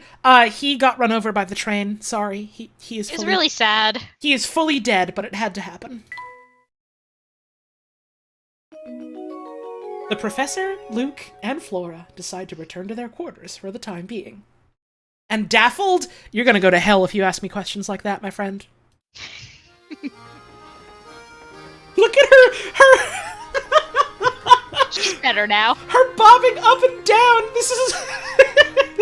what, like, people in 2012 were animating as idle animations on, like, DeviantArt and Tumblr, where they were just making their knees collapse inside of themselves. That's such a hyper-specific thing, but hopefully people know what I mean by that. Alright, thanks for the garbage. You know, Sock, she's approaching Batty. I don't think she's there yet, but she's approaching it. Hang on. I gotta see this picture. I gotta see since it was posted.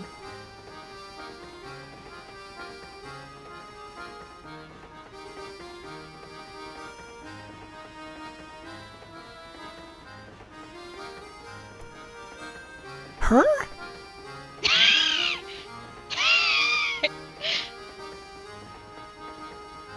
Her? That's what I said, approaching! She's not there yet! her? She's gotta push it a little farther. You got that right.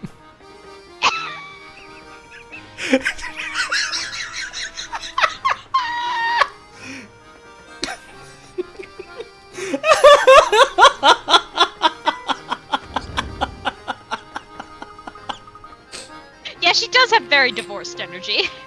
She's blocks! And?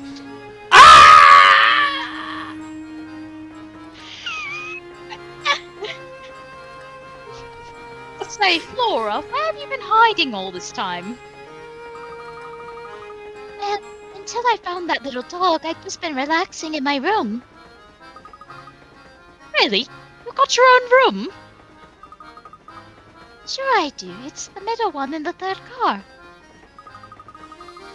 Oh, you do know that's the room right next to ours, don't you? You were just a wall away from us, and I never so much as suspected you were there. Dear God, am I a bad father? It would seem that my powers of observation and my X-ray vision are a bit rusty.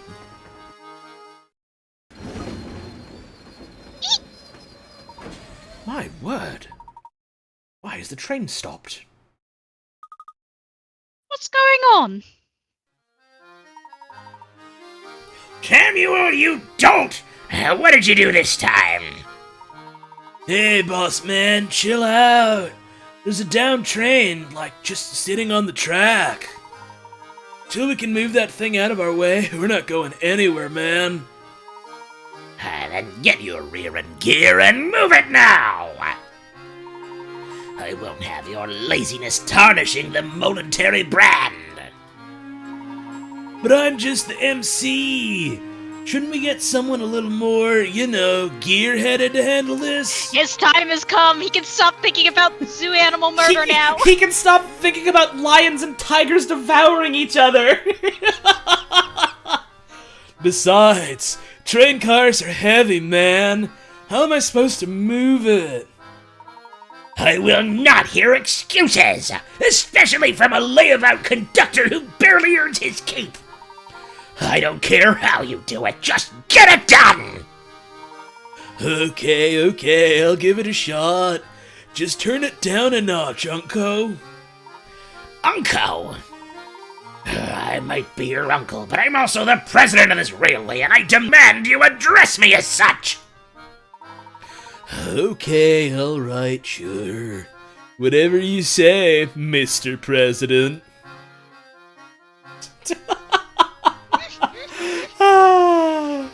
What are you thinking, hun? Do you want to do more, or do you think this is a good place to stop for the eve?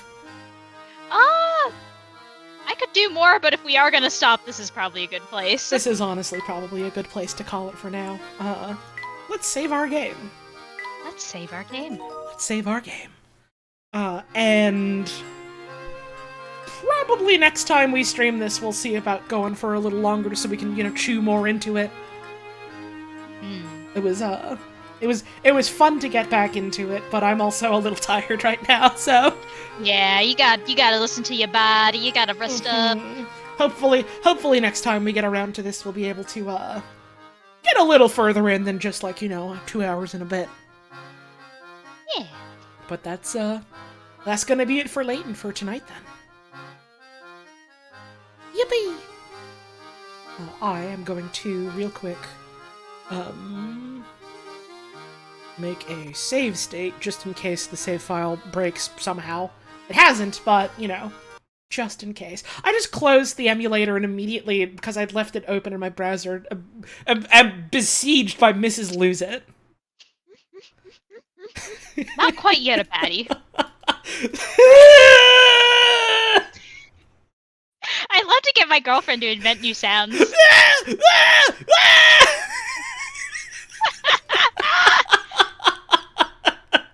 I love you, honey. I love you too.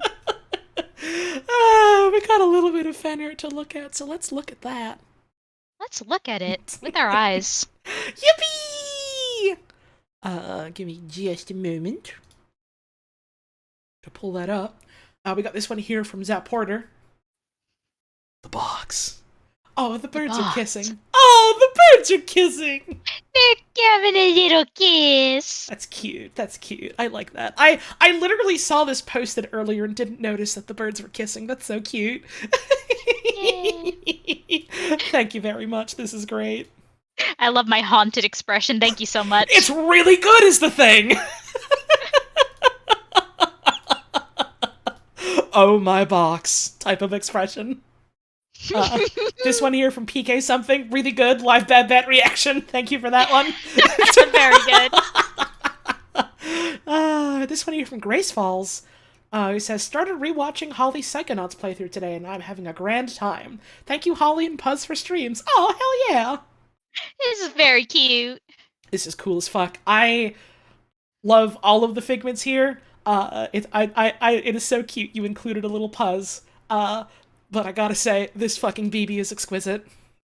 Oh, perfect shape of bird. Phenomenal fucking bird you have included here. I am obsessed. Thank you so much. Here's this one here from chespins.jpg who says, finally caught a Holly stream live. Yippee! Have some fan art. Smiles. Accidentally put a sticker and don't know how to delete it. I was wondering about the sticker. Don't be alarmed. Holly simply decided to have a sit. This is normal. Oh, this is real cute. I love this. Yeah. Love the lighting on this. Very, very good. Mm-hmm. It's very warm. Good bird, good bird, good bird. Good bird. Thank you so much. This is wonderful. And I believe that's it for the fan art. I'll double check real quick on Twitter. Ooh, I do see one. I do see one on Twitter, actually. Hang on. Hang on. Give me just a moment. Just a moment to pull up the browser view. So we got this one here from Vishnu, whose at is Vermwood, or maybe Wormwood, because it's the two V's, who says, good stream! Hamster. Really, really good shape and color work on this. I love the little hatching in the hair. They're very cute. They're very cute. He's in the tunk! He lives there. It's his tunk! This is adorable. Thank you. Really, really good. I'm so glad. I don't know why, but I'm so glad so many people latched on to tunk.